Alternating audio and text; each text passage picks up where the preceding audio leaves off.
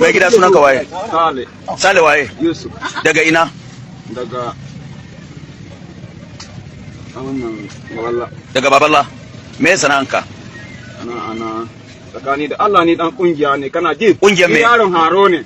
Tsakani da Allah bai san na taho wannan abu. Kuma daga na dawo wajen ci. Na je gidan yari daga na je ya dawo ya hana ni sata ya ce kai kara daga nan ban kara ba sai wannan ba. Sai wannan waye da bindigan nan? Na haro ne. Waye aro? Kace Allah haro. Kace Allah aro. Eh wallahi mai gera amma wallahi bai sani ba. Ora ile mo fi kí ká wọ́n sínú ìròyìn tòní o ṣe gbọ́ Kàchálà àró wọ́n sáré fún yín nítumọ̀ gbogbo ohun tó sọ rí bó ṣe rí rádaràda ẹni tó yẹ kán ti fi ṣe nǹkan oṣù dànù kán tiẹ̀ mọ́ rí mọ́ kó bá dúdú jáde abẹ́ẹ̀rí gbogbo àwọn tí ń dalẹ̀ láàmú rèé o rádaràda tó ń fojú àwọn ọmọ ológun Nàìjíríà tán fi ń gbolẹ̀ rèé o ẹni táwọn wò yìí ó ń gangan ara àwọn kingpin ni wọ́n bó ṣe rí rádaràda yẹn olórí ni ó wá lé èèyàn kan tó jọga àwọn pátápátá lórí àwọn báńdíìtì tó ń pè ní Kàchálà àró wọ́n ní òun gangan subordinate ẹ̀ ní ara àwọn lieutenant ẹ̀ ní ọwọ́ wa bà á ọwọ́ àwọn vigilante ló wá bà á kẹ́ ẹ bá mọ̀ wípé iṣẹ́ ribiribi táwọn vigilante ń ṣe kò wínrìn káláhàn náà ní nǹkan ogun gidi ni àwọn rádaràda yìí wọ́n ní ráàyè ní community wọ́n ní ráàyè ní society ṣùgbọ́n inú wa dùn pé kọ̀ọ̀kan èjèèjì wọn mú wọn yàtọ̀ sí àwọn tán pa rẹpẹtẹ ní Sambisa lónìí bẹ́ẹ̀ náà nínú àkójọpọ̀ ròyìn à ń gbé arákùnrin kan bọ̀ tó tú àṣírí nítorí pé wọ́n ti mú rí ṣèkáù tó kú ọ̀gá wọn òun ló sì mú ó ní òun sì rojú rere gbà òun pẹ́ díẹ̀ lọ́dọ̀ wọn kó tó di pé òun escape ó ṣàlàyé bí Sambisa ṣe rí fún wa ó ní a big city ní Sambisa nínú igbó yẹn ó ní a big city ní electricity wà ń bẹ àwọn ń jẹun falafala àwọn ń lo omi ẹ̀rọ mo lómi ẹ̀rọ nínú Sambisa ó ní bẹ́ẹ̀ ni àbí arákùnrin yìí ò mọ tó ń sọ ni ọ̀pọ̀lọpọ̀ àwọn Nàìjíríà ní bóyá ó lárùn ọpọlọ ṣùgbọ́n a gbọ́ bàbá dénú àkójọpọ̀ ròyìn lọ́dọ̀ tèmi gbogbo tó ń sọ ó rí bẹ́ẹ̀ ó dárúkọ IBB náà ó ní wọ́n kọ́ ògiri ńlá kan síbi tá à ń fojú wò pé inú igbó ni mo ní inú igbó náà mọ̀ pé ó ní kì í ṣe inú igbó ó ní inú igbó ló wà lóòótọ́ ó ní ṣùgbọ́n a city inside the bush ni ó dá à ń bọ̀ ń bẹ́ẹ̀ bàbá dénú àkójọpọ̀ ròyìn. Àyá ní ọ̀gá mi wọn bá tiẹ̀ kọ́kọ́ gba ìbọn lọ́wọ́ wèrè iná àmọ́ ní wọ́n ti dì sáàmù ẹ̀ kó lè sí ọ̀tá àbọ̀n ó ń ṣe bí ẹni tó ń sùn ẹni tó yẹ kan ti ẹmọ kó ti sọdá. So ni ma alfarma dole ka taimaka ma kanka saboda mu taimaka maka kasan akwai wasu mutane yara wanda har yanzu ana garkuwa da su zaka iya taimaka mana ka gaya mana inda kuka ajiye wa'incan. ọ̀rọ̀ àwọn ẹja tó wá dé ọ̀dọ̀ iye kan rẹ̀ ń tó jọun la fi wéhun arákùnrin yìí ló gbébọn síta ó ní òun ní oògùn àyẹ̀tà pé ẹ̀yin Yorùbá tẹ́ rò pé lóògùn ẹrù pé mọ́ dira tàbí ẹ̀yin ọmọ iléeṣẹ́ ológun tẹ́ rò wípé ẹ lè pa wọ́n tú ẹbí adìyẹ onírara ló bá kọjú ìbọn síra rẹ̀ ló bá yinra rẹ̀ ń bọ́n làwọn èèyàn bá já irọ́ rẹ̀ pé rọ́ ni kò sí ọta àbọn nínú rẹ̀ ó lè yín ọta àbọn kó o tiẹ̀ dúró àbí ò tiẹ̀ wọnú ara rẹ̀ ó lè dúró ó ìwọ kọ́ ló máa dúró torí ìbọn yẹn nínú kó jábọ́ lọ́wọ́ rẹ̀ tàbí kí wọ́n gan-an kó o ti fò dànù. Àyá ní ọ̀gá mi ṣe ń ta wá ń sọ ni pé àwọn ará bíi náà wọn kì í dira wọn kì í lóògùn mo ní àtà ń sọ bẹ́ẹ̀ fún wọn máa ń lò ṣùgbọ́n arúmọjẹ lélẹ́yìí tó wá ṣe yìí àwọn tí ó jẹ́ ọ̀gá ológun àti ọmọ iléeṣẹ́ ológun tán mọ rúbọn ìdáadáa wọn ti sọ bí ṣe mọ́ ṣiṣẹ́ ẹjá kó ń bẹ́ẹ̀ já sáré débi kan nílẹ̀ Yorùbá ìwò bọ́n ṣe ń gbọ́n ipò àwọn aláìní làákàyè bí nǹkan kan bá ṣẹlẹ̀ ń bíi ti gáàsì tó ṣẹlẹ̀ ń Kàlàbà lánàá ṣé gbogbo àwọn eléyìí ò ní lọ sí báyìí ṣé wọn ò ní láyé ló ń ṣe wọn.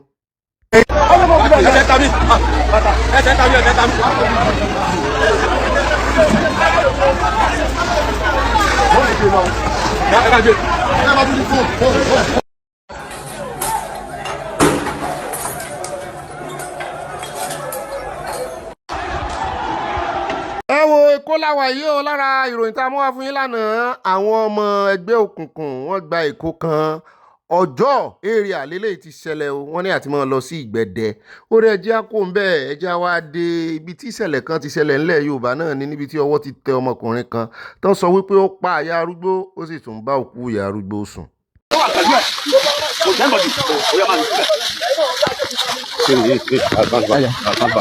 ẹ má fídíò mi ò báwo ló ṣe gbà. òótọ́ ni olóòpá ní owó èrè lóòótọ́ ni.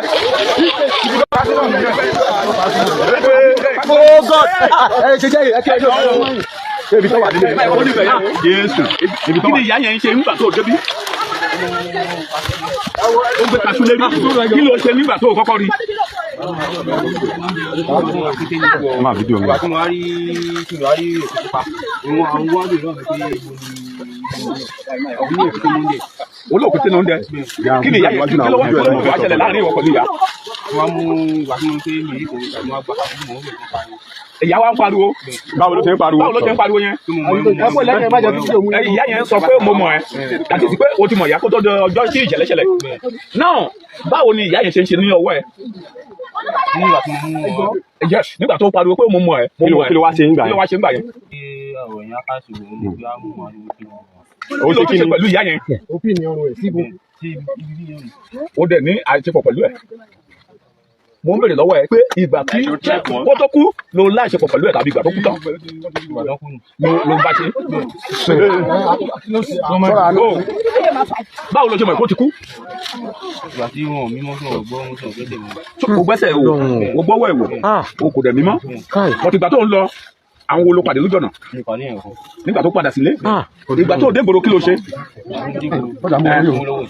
olówó ẹ̀ ibi ilé tó ń gbé yẹn èèyàn mélòó ló wà ń bẹ̀. àwọn tó wà ń bẹ̀ wọ́n ti mi ìmọ̀ tó ń gbé ojú ẹ̀ náà lé wa kó jẹ̀ pé àǹfààní. náà ó sì ń bolo pamọ́ sí lọ́rọ̀ kan. fídíò mi ló pamọ́ sí fídíò mi. a ti wá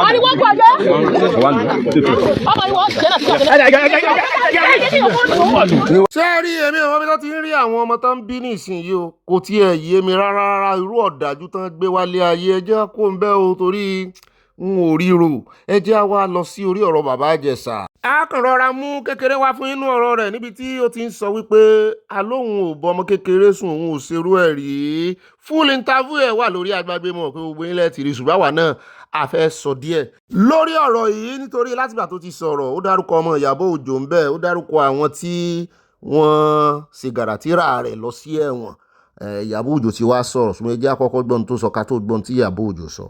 even princess fúnra rẹ̀ ó mọ̀ pé gbogbo àwọn tó ń ti bá ṣe ló ń betray mi ò fẹ́ rí mi toast ẹ̀ rí mi hug ẹ̀ rí mi kiss ẹ̀ rí ó sunkún wá bá mi kún egbére tó ń sun iná ló sun jọ́nà I can't do without you your program mi ní sọ tí ò sọ ohun tó dùn mí jù lọ́rọ̀ Iyabo Òjó ni pé yóò mọ̀ pé ó ti fi Priscilla àtọmọ ẹ̀yẹn sọ mi nígbà tó kéré ẹgbà tẹ́nìkan sọ̀rọ̀ Iyabo pé Iyabo ṣe kí ni mo ní Iyabo Òjó product mi ní kó bá. lọ́rọ̀ kan bàbá Ìjẹ̀ṣà sọ̀rọ̀ ó mẹ́rin jáde ó dárúkọ àwọn èèyàn ibẹ̀ náà ni Iyabo Òjó náà ti wá fohùn lẹ̀ fún pé láyé ẹ̀ gbogbo ọ̀rọ̀ tó bá ń sọ lẹ́yìn ìgbà tí Ọlọ́run ti kó yọ tó ti jáde kó lẹ́wọ̀n wípé kó má dárúkọ òun kó má sì dárúkọ ọmọ òun sí mọ́ o nítorí wípé òun kọ́ lòun rán lẹ́wọ̀n o òun fi ìgbárata pé òun lòun fi dá sí ọ̀rọ̀ yìí tóun sì fẹnu sí nítorí àwọn àṣìbàjẹ́ nínú society òun ò níjà pẹ̀lú rẹ̀ ṣùgbọ́n kó má dárúkọ ọmọ òun mọ́ tí ò bá fẹ́ kéèsì mi ò mọ̀ ní àwọn ọmọ Nàìjíríà wọ́n bọ̀ tátàn nítorí ẹni tẹ́ ti fìyà jẹ tó ti jáde gbogbo ọ̀rọ̀ rẹ̀ tó wá sọ àwíjàre rẹ̀ pátápátá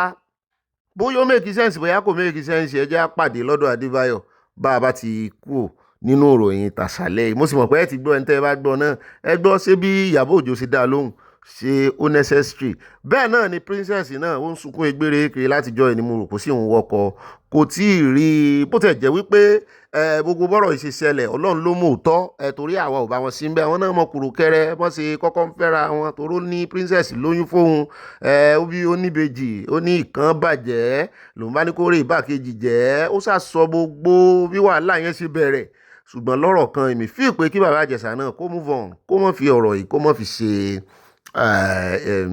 kó wọ́n fi sọ̀rọ̀ eré orí ìtàgé èmi ò tiẹ̀ mọ̀ pé ó máa tún wá jáde sọ̀rọ̀ ṣùgbọ́n àwọn èèyàn ló necessary wípé kó náà wá sọ sáìdì tiẹ̀ ó wá sọ sáìdì ẹ̀ kò sọ sáìdì ẹ̀ adúpẹ́ Ọlọ́run tí kò yọ kó náà ṣe kíni kó mọ́ rìn ní gbèrègbèrè kí òòrùn mọ́dìyẹ rẹ̀ mọ́ sì dá nìkan rí àkìtàn rè jẹ́ nítorí àṣà o ẹ rè gbọ́ full interview lọ́dọ̀ Adébáyọ̀. ó dá níbà ìjà sáré fún ní part 1 ní ibi tí ogun Iran àti Israel àti Amẹ́ríkà dé dúró nítorí pé ṣàdédé la jí gbọ́ ìròyìn tí ọwọ́ Iran tó lé lára Israel wọ́n ju àdó olóró sí ibi tí àwọn ọmọléèwé wà bẹ́ẹ̀ náà ni wọ́n target ibi tí àwọn aráàlú wà inú bí Ọ̀gbẹ́ni Netanyahu tó jẹ́ prime minister wọn ó jáde sọ̀rọ̀ mo ní sẹ́ńtán ni ó ti kú rèé àwọn oníròyìn rí wọ́n fìlì ẹ̀ òun náà sì fohùn lẹ̀ bẹ́ẹ̀ náà ni kò jẹ́ ó tutù rárá tó náà ti sáré dá padà owó bàbá jẹ̀bù ṣùgbọ́n kì í ṣe àárín èrò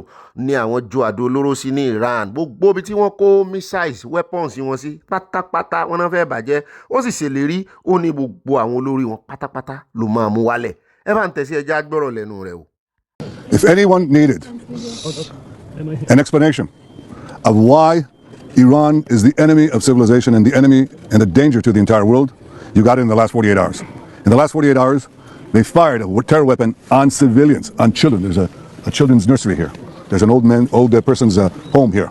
Civilians, families, they fire terror weapons on civilians. And often they use cluster bombs, which are forbidden by international law. The second thing that they did is that they fired on Jerusalem right next to the holy places. They sent ballistic missiles that could have destroyed the Church of the Holy Sepulchre, the Al-Aqsa Mosque, and the Western Wall.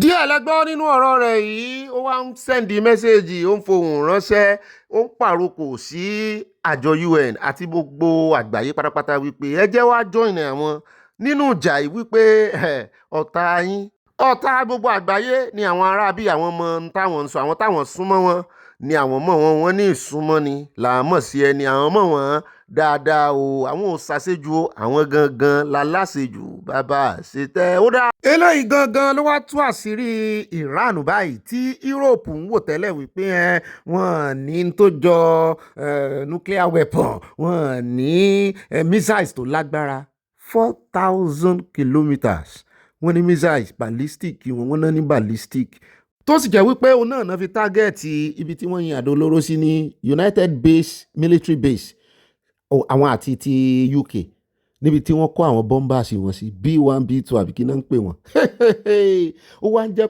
kó clear gbangba báyìí gbogbo òran tí Europe ń wò tẹ́lẹ̀ tí NATO ń wò tẹ́lẹ̀ wípé kò lè wọ́n ní ohun ìjà tó lè dọ́dọ̀ àwọn wọ́n ní ohun ìjà wọn lè dúró sí Iran kan yin tán fẹ́ yìn kó dé Spain kó dé Germany kó dé Europe kò síbi tí ò lè dé láti ibi tán wà ní gbogbo àgbáyé kò síbi tí ò lè dé so wọ́n ní tó bá wù wọ́n kán sì mọ̀ sùn kán mọ̀ hanrun. ṣùgbọ́n ní báyìí tó ti hàn gbangba Mark Rutte tó jẹ́ general secretary NATO ó ti wá dáhùn ní ìsìn torí tẹ́lẹ̀ wọn láwọn ò ní join ẹ̀ kò sí tó kà wọ́n tẹ̀ ẹ̀sìn pera yín aláì gbogbo àgbọ́kànlé yín sì rèé ọ̀pọ̀lọpọ̀ ohun ìjà USA ni ó ń supply ẹ̀ ṣùgbọ́n ní ìsìn náà ti wá ní àwọn hesitate nítorí wípé àwọn ò tí ì lóye ìjà yẹn gangan ní ìsìn tí wọ́n ti wá ti the Strait of Hormuz àti tẹ́ ti wá mọ̀ wípé Iran ní nǹkan ìjà tó lè payé rẹ tán sì ń parọ́ páwọn ò ní. Trump tẹ́lẹ̀tẹ́lẹ̀ ó sì ti ta sí wọn ó ní ojo ni wọ́n ó ní ọ̀lẹ́ẹ̀dì wọn.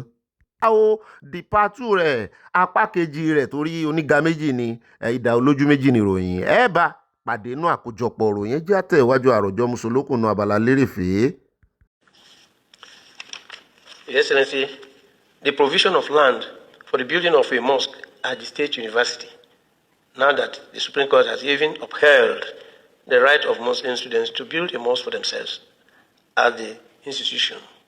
ó rà ẹjẹ́ sáré gbẹ̀yìn débẹ̀ ní ìròyìn Rivers State láwa yìí níbi tí ẹgbẹ́ àwọn mùsùlùmí àwọn ìmáàmù tí wọ́n dúró tiiri tí wọ́n dúró nígbà tí Ọ̀gbẹ́ni gómìnà wọn tó wà nínú ìṣòro tí wọ́n suspend ẹ̀ lọ́jọ́ sí ìyẹn Fubara wọ́n sì dúró lóòótọ́ wàhálà rí torí wọ́n yarí fún Wike wọ́n ní ẹ̀yìn Fubara làwọn wọ́n wá padà lọ bá Fubara wípé ní ìsìn tọ́lọ́run ti wá mú ọ borí ọ̀tá rẹ̀ jọ pèsè àyè fáwọn ọmọ wa ní yunifásitì kan fáwọn náà lẹ̀ kan fi kọ́ mọ́ṣáláṣí wọ́n ní àwọn ọmọ Rivers náà bá ta pẹ́ náà bá ní láíláí kò lè possible kò ṣeé ṣe kí ló dé àwọn aráabí ìdúró ti gómìnà yìí wọ́n ní rárá wọ́n ní nítorí wípé Babadélé Haúsá wọ́n ní bó ṣe ṣe fún gbogbo àwọn ẹgbẹ́ kìrìsìtẹ́nì káàkiri nìyẹn wọ́n jẹ́ kán kọ́ ṣọ́ọ̀ṣì sí àwọn federal polytechnics àtàwọn institution tí àwọn tó jẹ́ ọmọ Rivers táwọn ń lọ pé so kí ló wá dé tí àwọn wá ń wálẹ̀ sí inú higher institution àwọn nílùú àwọn mo ní ẹ má fi òrò yàrá wọn láwọn ò fòrò yàrá wọn ní àfi tí wọ́n bá gbà nírú Usman Dan Fodio University irú federal polytechnics tó wà ní Kaduna àti bẹ́ẹ̀ bẹ́ẹ̀ lọ wọ́n ka bíi 8 lẹ̀ wọ́n ní kán gbà kán kọ́ ṣọ́ọ̀ṣì tí wọ́n bá ti gbà káwọn lọ kọ́ ṣọ́ọ̀ṣì síbẹ̀ kò yẹ kó sí higher institution tó yẹ kó jẹ́ religious school ìjọba ló ní gbogbo ẹ̀ kódà kó jẹ́ wípé orúkọ tó fi ń pè gan orúkọ religious ni ṣùgbọ́n ìjọba lóní tó bá ti jẹ́ ìjọba Nàìjíríà lóní kò yẹ kí wọ́n má gba àwọn kìrìsìtẹ́nì láàyè níbi tí ní jurisdiction àwọn mùsùlùmí, kò sì yẹ kí wọ́n má gba mùsùlùmí náà láàyè ní jurisdiction àwọn kìrìsìtẹ́nì. ṣùgbọ́n tó mú àwọn tilẹ̀ Haúsá ṣe bẹ́ẹ̀ pé àwọn ò ní gbà kí Fubara náà ṣe bẹ́ẹ̀, mo ní àyà kí la ti ṣe léyìí sí àyà ní tán pé nǹkan mà nìyẹn, mo ní mọ́ sọ bẹ́ẹ̀ ń ta ọ̀kan mọ́ tó sọ pé à ń gbèsè àwọn kinní kan lẹ́yìn o. We need peace, we want peace. Tẹ́ bá ti fẹ́ ogun ní Nàìjíríà ẹ bọ́lẹ̀ bẹ́ẹ̀ ẹ tẹ̀lé Tinubu o, mi ò fẹ́ wàhálà o. Tẹ́ bá ti ìfúnná wọn kìtìkìtì ìfúnná wọn kàtìkàtì ẹ lọ di ogun Iran ìbàlógún Amẹ́ríkà mò ń sá fún yá ayé níkà. Follow Tinubu o, ẹ tẹ̀lé Tinubu o. Yorùbá ló lọ lẹ́lẹ́kejì o, Ògbeni fọmọ Yorùbá tí ó tẹ̀lé Tinubu o. Àyà ló máa sọ́pà ogun ló máa fẹ́jẹ́ rẹ̀ tó dìtẹ̀ tó gbowó Tinubu ó jẹun Tinubu ó gbowó Tinubu ó wá dìtẹ̀ Tinubu ogun ló pàpà ìdànù. ẹni bá ń sinmi aṣọ ni mo sì gbà o, mo kàn pariwo ni mi tí gbowó tí bá gbowó máa sọ fún yín, máa pín ráìsì fún yín, máa pátá fún yín. mo ní ó káre mọ́dé yìí for the first time mo gbà fún wèrè olórin ìyẹn Portable. àyà bá wojú mi kọ̀rọ̀kọ̀rọ̀ ó ní ọ̀gá mi irú ọ̀rọ̀ burúkú olè ń sọ lẹ́nu ọ̀rọ̀ rírùn pé irú ṣé n tó sọ yẹn dáa ni, ṣé ó yẹ kó mọ dún kùkù lájà ṣó ń lè dá ogun lẹ̀ ni, ṣé ogun lè yẹ kó mọ̀ kí mo ní àyà ó nídìí tí mo ṣe sọ bẹ́ẹ̀. mo ní ṣe torí bàbá Sunday Igboho tán náà gbèsè ààrẹ olódó dẹ, mo ní àyà ní sùúrù jẹ́ ń dán olóyè bí wọ́n lo béèrè béèrè. mo wá bi àyà léèrè, mo ní nínú gbogbo ẹ̀yà tó wà ní Nàìjíríà ẹ̀yà mélòó ló ń dá ogun lẹ̀? làyà bá bẹ̀rẹ̀ sí ní kà á. mo nínú gbogbo ẹ̀yà tó kà á lẹ́yìn sóò ka ẹ̀yà Yorùbá mọ́. ó ní rárá mo lóò sì fílẹ̀ ṣé wọ́n ti pè wá lóko tẹ́lẹ̀ pọ́lẹ̀ ni á wípé ẹnu nìkan la níbi ìtajà kàrà pé ẹnu la máa fi gbára wálẹ̀ pé tí wọ́n ti ẹ̀nìkan náà àwọn ààrẹ ológun sọ lọ́jọ́ sí wípé tán bá ń pariwo ń ta tán ń pariwo ogun tó ń bá bóde tó ń rí pé Yorùbá ni pé òun ó rè sùn padà wípé wọ́n mọ̀ jẹ́nu lọ ẹnu náà ni fi wálẹ̀ bí bàbá lè da Nàìjíríà rú tá a ní nǹkan ogun tá a fi ń da Nàìjíríà rú àìṣe jihadist àìṣe agbésùmọ̀mí àìṣe Niger Delta militant àìṣe IPOB tí ń pọlọ́pàá tí ń pa àwọn ọmọ iléeṣẹ́ ológun Nàìjíríà tán ní kán rè mọ́ fi 21 heads kán rè mọ́ fi ṣe ẹni tán fẹ́ pa fáwa náà lẹ́ka fẹnu gbára wa lẹ̀ náà. láyà bá fojú kọ̀rọ̀kọ̀rọ̀ ẹgbẹ́ owó mi ló bá bẹ́rí fún mi ó ní ọ̀gá mi mo gbà fún. ọlọ́mọ bá ṣaṣíwájú jẹ́ ibi tó ní ọmọ adédọ̀wà jù bẹ́ẹ̀ lọ ẹni tó bá ní kò ní débẹ̀ aṣíyan láyé lọ gbọdọ̀ lọ́rùn. ẹ̀ka dákú kẹ́ẹ̀dú náà.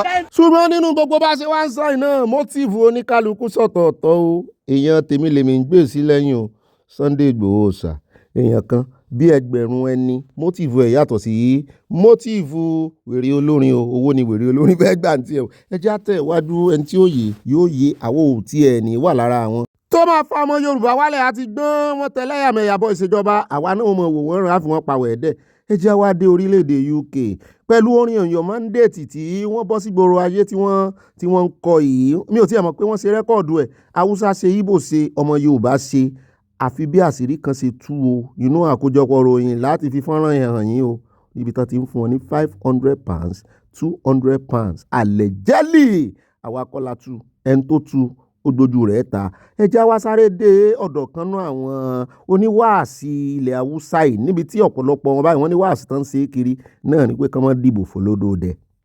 musulmi muna shan wuya a ƙarƙashin wannan gwamnati kwarai da gaske shi dai shugaba Tinubu bisa ga abin da ya bayyana ba musulunci ne ko musulmi ke gaban shi ba yankin nan na arewa mai rinjayen musulmi wanda suka yi tsaye suka zaɓe shi su ma ba suke gaban shi ba alƙibla sai ta ce Legas a Legas din ma masoyansa su ne kiristoci domin akwai musulmi masu ɗimbin yawa a can kai su ma ne mafi yawa amma bai da sha'ani da su yan siyasa su yi haƙuri wajibi ne mu faɗi gaskiya kuma Allah ya ce mu faɗi ta kuma ba za mu fasa faɗin ta bisa ga haka ina ba malamai masu magana akan siyasa shawarar cewa a wannan karon kada su tallata mana Tinubu a matsayin dan uwan musulmi ko kuma a matsayin wanda ya dauki mataimaki musulmi duk mai Bola campaign a wannan karon kawai ya fito ya gwadi ci gaban da ya kawo in akwai shi.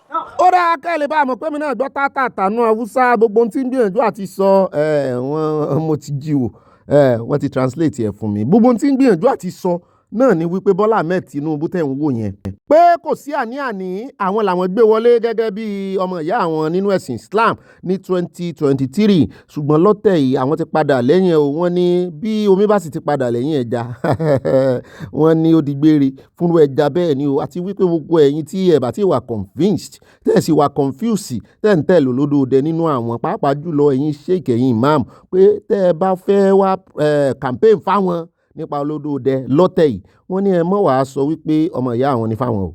Ẹ mọ̀ wá sọ wípé muslim ni o. Ẹ mọ̀ wá sọ wípé torí pé ó choose ẹni tó jẹ́ muslim gẹ́gẹ́ bí running mate ẹ̀. Wọ́n ní nǹkan kan táwọn fẹ́ gbọ́ lẹ́nu yín ni wípé kí lẹ fẹ́ ṣe fáwọn nítorí wípé ó ti dájú nínú ìṣèjọba ààrẹ olódòdẹ first time ẹ̀ wọ́n ní àwọn kìrìsìtẹ́nì ló ṣe fún àti ìran rẹ̀ Yorùbá àti àwọn ará Èkó.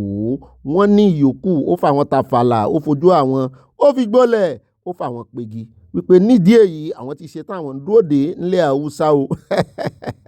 Mo ní mẹ́tàlá yín ò tó bẹ́ẹ̀ tó máa fọ́ọ̀sì yín dìbò àwọn olórí yín náà ni tó ti ṣàṣemọ́ṣe tí ẹpọn wọn ti wà lọ́wọ́ olódòdẹ tó jẹ́ wípé yóò kàn pàṣẹ fún wọn ní ẹ̀rí sọ fún wọn ní mọ́sálásí yín àtàwọn ọmọ ẹ̀yìn yín táwọn náà wọ́n ní lè sòótọ́ ọ̀rọ̀ fún yín ṣùgbọ́n wọ́n sàmọ̀ bẹ̀yìn ni pé kẹ́ ẹ dìbò fáàrẹ olódòdẹ. Ibẹ̀ náà láti wá kófìrí fọ́nrán kan tí àwọn Fúlàní kóra wọn jọ tán bẹ̀rẹ̀ sí ní yin Jésù tán ṣe ọ̀bàǹgíjì. àwọn kan láwọn ò kó jẹ àwọn kìrìsìtẹ́nì kan dúpẹ́ wípé Jésù gbàkóso inú ayé wọn. àwọn kan náà fẹ́ tàn wá ní Ìgbòho ní àwọn Fúlàní bẹ̀rẹ̀ sí ní ṣẹ̀sìn kìrìsìtẹ́nì.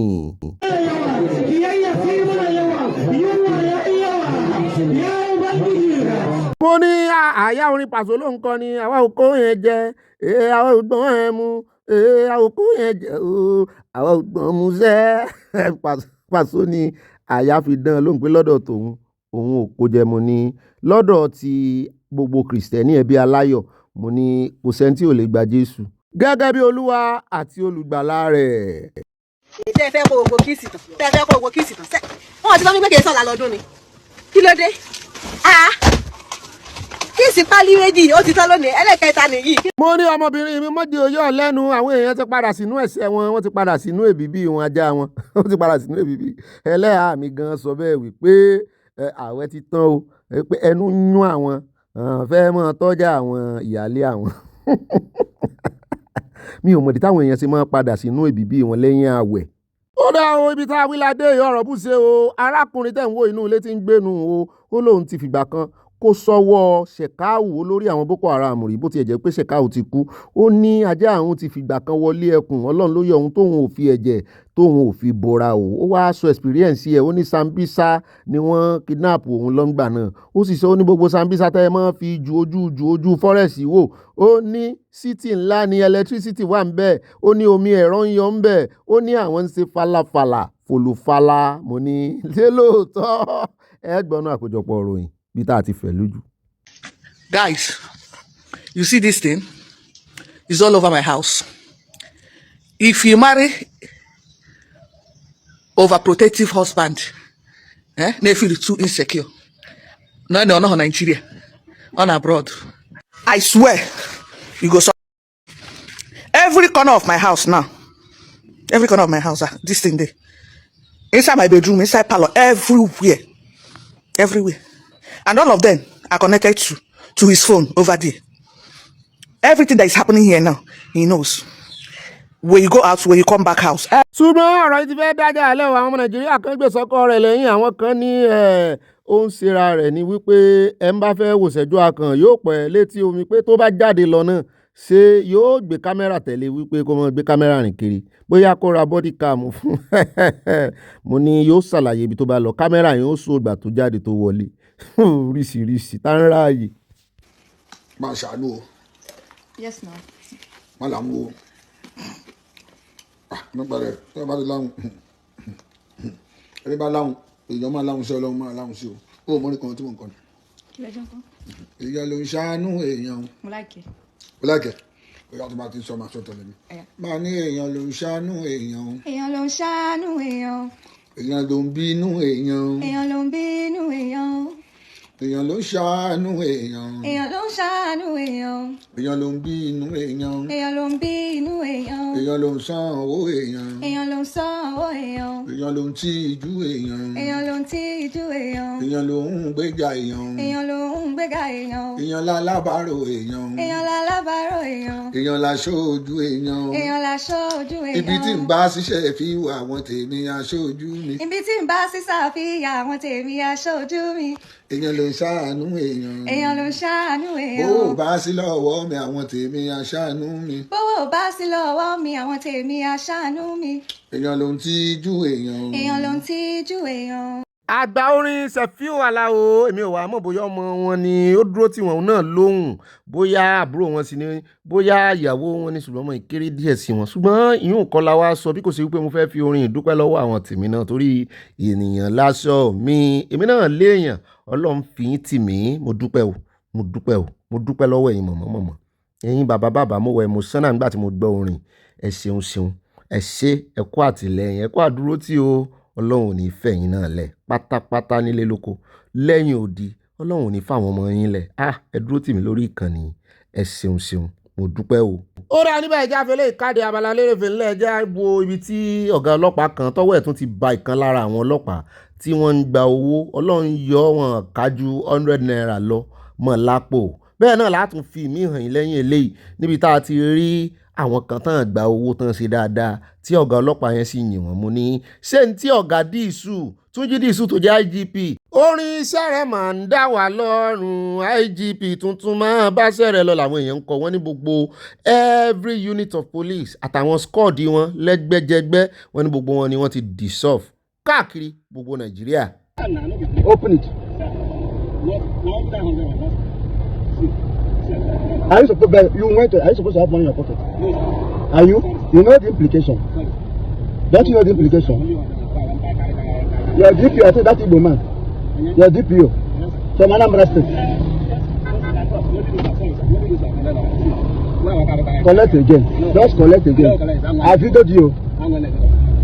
ó rà níbẹ̀ ẹja wá sún síwájú ẹja dé ọ̀dọ̀ àwọn míì tí ọwọ́ arákùnrin tún bá àwọn àmọ́bọ̀yọ̀ náà ní àbẹ̀lómi ó ń jọ bẹ́ẹ̀ ni pé wọ́n ti kó àwọn kan síta ní ìsìn kan mọ́ sọ àwọn ará bíi kiri mo ní kò bá dáa bẹ́ẹ̀ ó ti yẹ kí wọ́n rìkúrútù àwọn new Nigerians inú iléeṣẹ́ ọlọ́pàá ni kàn mọ́ wọṣọ body cam mọ́ wà lára àwọn wọ́n máa sọ àwọn èèyàn kiri àwọn ọ́fíìsà wọn ṣùgbọ́n àwọn eléyìí lónìí wọ́n gbowó àbẹ̀tẹ́lẹ̀ bó ti jẹ́ pé wọ́n ń dúpẹ́ lọ́wọ́ wọn wípé kán mọ̀ tẹ̀síwájú ṣùgbọ́n èmi mọ̀ wípé wọn ká wọn ni torójú wọn mo ṣe ń wojú wọn yìí ẹ̀rù ń bà wọ́n. aya ní ọ̀gá mi ṣe àmọ̀ pé bẹ́lẹ́ wọn ṣe lọ́gàá náà làwọn ọlọ́pàá náà ní àwọn ayaranka ní àyà eléyìnbó sọnù. I like what people are doing. That is how it should be. Because not to stop and collect money. You stop, you collect money. But you are doing the job. The real job. You know, from here, you may get out something out of it. Huh? And if you get to the office, you'll be promoted. They will recommend you for promotion, special, isn't it? That is how it should be. I need to encourage you to. Okay? Have this. God bless you, And your uniform is very neat. Yeah? Very fine. I love that. Thank you, sir. Continue. Yes, sir. Yes, sir. Don't ever let people to limit you to things that you don't want to do. No matter the pressure. Is that clear? Yes, sir. No matter what. Yes, sir. As far as you keep doing the right thing, favor will locate you. Huh? Yes, sir. Continue. God bless you. It's all right. That's what I'm saying. You understand? There's nothing we can do, but is this thing right? We know, but at the same time, you have the power to stop them. No, you don't have any power to stop them yet.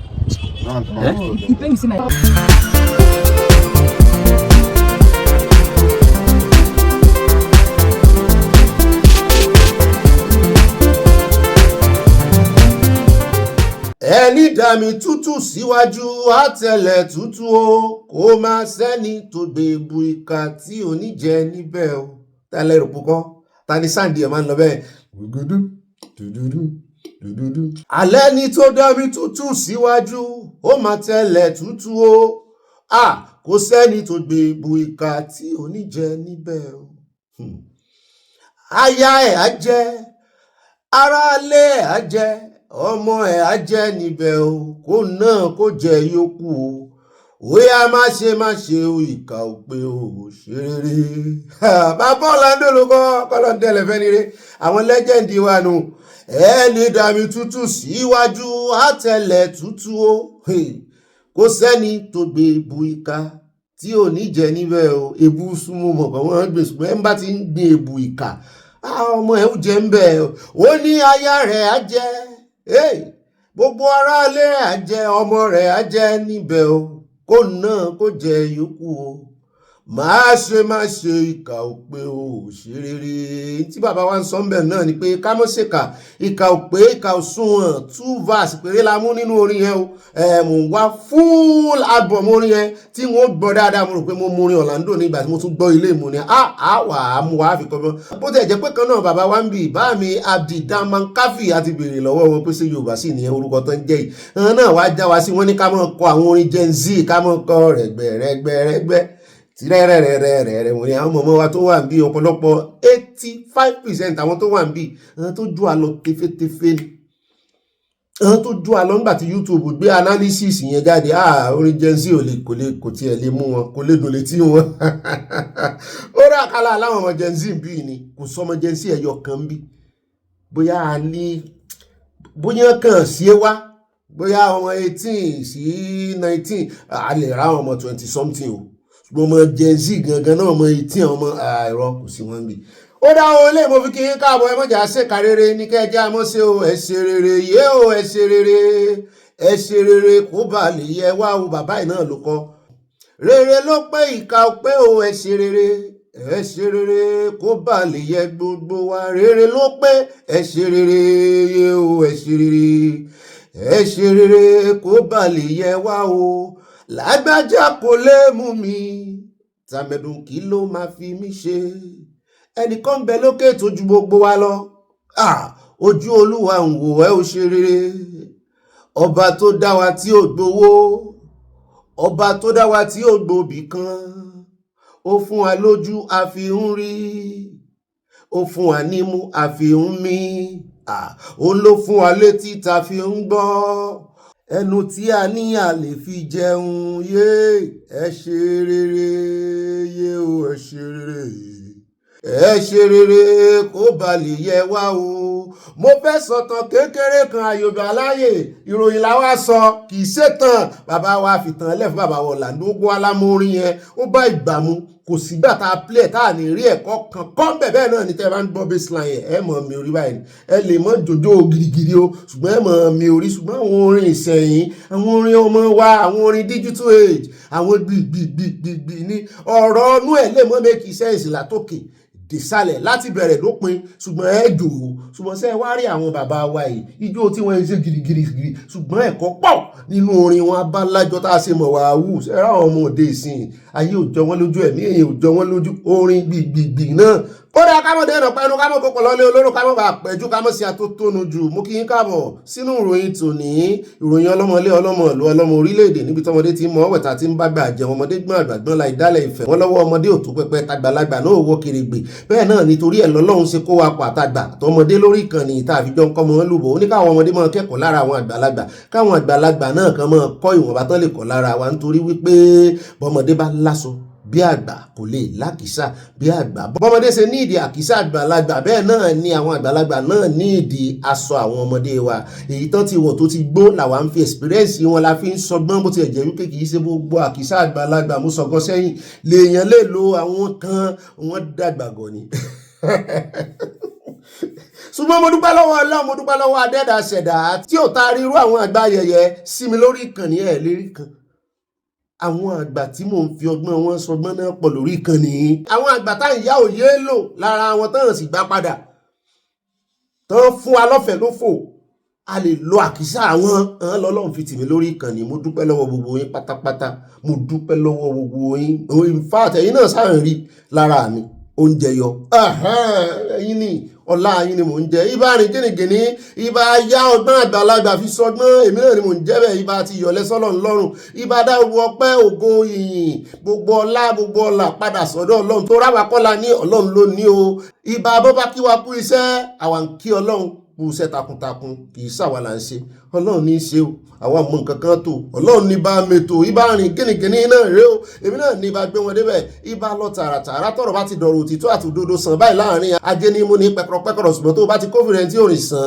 pẹ̀lú rẹ̀ ìsọmọdé ìsàgbà tí ń lo ọgbọ́n àrékèrèkè pẹ̀lú rẹ̀ ìsọkùnrin ìsọbìnrin ìṣẹ́ tó súnmọ́ pẹ́kípẹ́kí bí ìsan ọrùn ó ṣe ìyàwó rẹ̀ ni ìsọkọ rẹ̀ ni jọ̀ọ́ ó sì ṣe àfẹ́sọ́nà girlfriend àbí boyfriend ìwọ náà mọ́ bá fi inú kan lò bí ò bá ti fi inú kan bọ́ọ̀lù simple as abc èmi yìí tiẹ̀ pẹ́ lórí rẹ̀ rárá ó bá ti wá fi inú kan bọ́ọ̀lù mọ́ ṣe mistake rẹ̀ fi inú méjì bá lò ìwọ ló jẹ̀bi rẹ̀ bọ́jọ́ bá rọ̀ o ẹ ń bá finú kan bọ́ọ̀lù finú kan bá lò ẹ ń bá finú méjì bọ́ọ̀lù finú méjì bá lò ẹ ń bá finú mẹ́ta bọ́ọ̀lù finú mẹ́ta bá lò kó lè mọ bí ṣe ń rí gangan ìyẹn ò sọwọ́ di ọlọ́gbọ́n àrékèrèké tó. nítorí ẹ̀ tán bá gbé àyíníke wá ìwọ náà gbé àyíní padà fún wọn rèé gbalẹ́símọ́ náà tán kọ́ ọmọ bá gbalẹ́símọ́ níyà ó ní practical tá à ń rí lára bàbá Sunday Igboho tó ń ṣẹlẹ̀ lọ́wọ́lọ́wọ́ báyìí táwọn kan ń pariwo ọ̀dàlẹ̀ ní táwọn kan ń pariwo ní ọmọ ogun 20 million kí lọ́mọ ogun 20 million yín dà àríláríjà yín ẹlẹ́ni nǹkan tó jùmọ̀ lọ tẹ́ ẹ lè fi sígun tẹ́ ẹ lè fi pa àwọn tó gbé ìbọn dání kí lẹ wá lò ọjọ́ wo lẹ fẹ́ lò ọdún wo lẹ fẹ́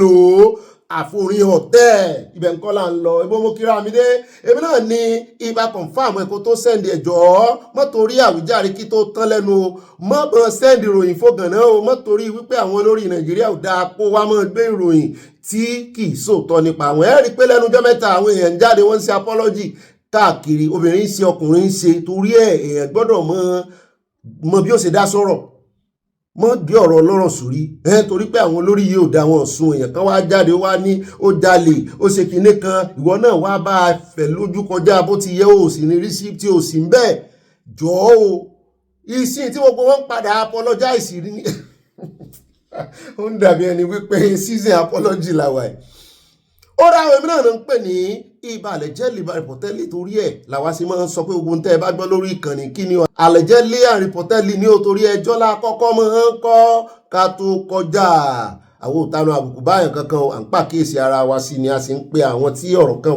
wọ́n ń bá yín wí ń bí jọ máa ṣe bí ọ̀gọ̀rọ̀ jọ wọ́n bá wí níbi jọ máa ṣe bí ọ̀gọ̀rọ̀ jọ wọn à ń pàkíyèsí wọn sí nígbà kéde fún Yorùbá Nation fún Oòduà Nation káfàtà alákọ̀ọ́kọ́ náà àkórí ìròyìn wa tó ní gbogbo ilé ìtẹ́ bá pàdé inú Abala Lerefe ó ti dàbí ẹ̀yìn tẹ́gùn fi sọ ọjà mọ́ wọlé níkọ̀ọ̀kan èjèèjì ká mọ́ júwe ibi tá à ń lọ alákọ̀ọ́kọ́ ń bẹ̀ lórí ibi tí ogun dádé dúró ogun Israeli àti ogun Iranu níbi tá a ti gbọ́ tí ààrẹ orílẹ̀-èdè Amẹ́ríkà tó ń ṣe warning tó ń ṣe ìkìlọ̀ ní kíkankíkan fún orílẹ̀-èdè Iran wípé òun ti fẹ́ wind down tẹ́lẹ̀ òun ti fẹ́ mọ reverse díẹ̀díẹ̀ òun ti fẹ́ kógojá lórí ogun yìí òun ti sọ wípé òun ló mọ̀ ìgbà tí ogun yìí máa expire ṣùgbọ́n pẹ̀lú Strait of Hormuz tí Iran tí wọ́n ń ṣe bí alágbára wípé tóun bá ṣe tán pẹ̀lú wọn yóò lé òun fún wọn ní 48 hours kan sí gbogbo ọ̀nà lẹ̀ gbáyàwó àìjẹ́ bẹ́ẹ̀ yóò lé o ẹ̀rù tí wọ́n ń ba Iran díẹ̀díẹ̀ bó ti ẹ̀jẹ̀ pápá àwọn náà ń ju àdó olóró káàkiri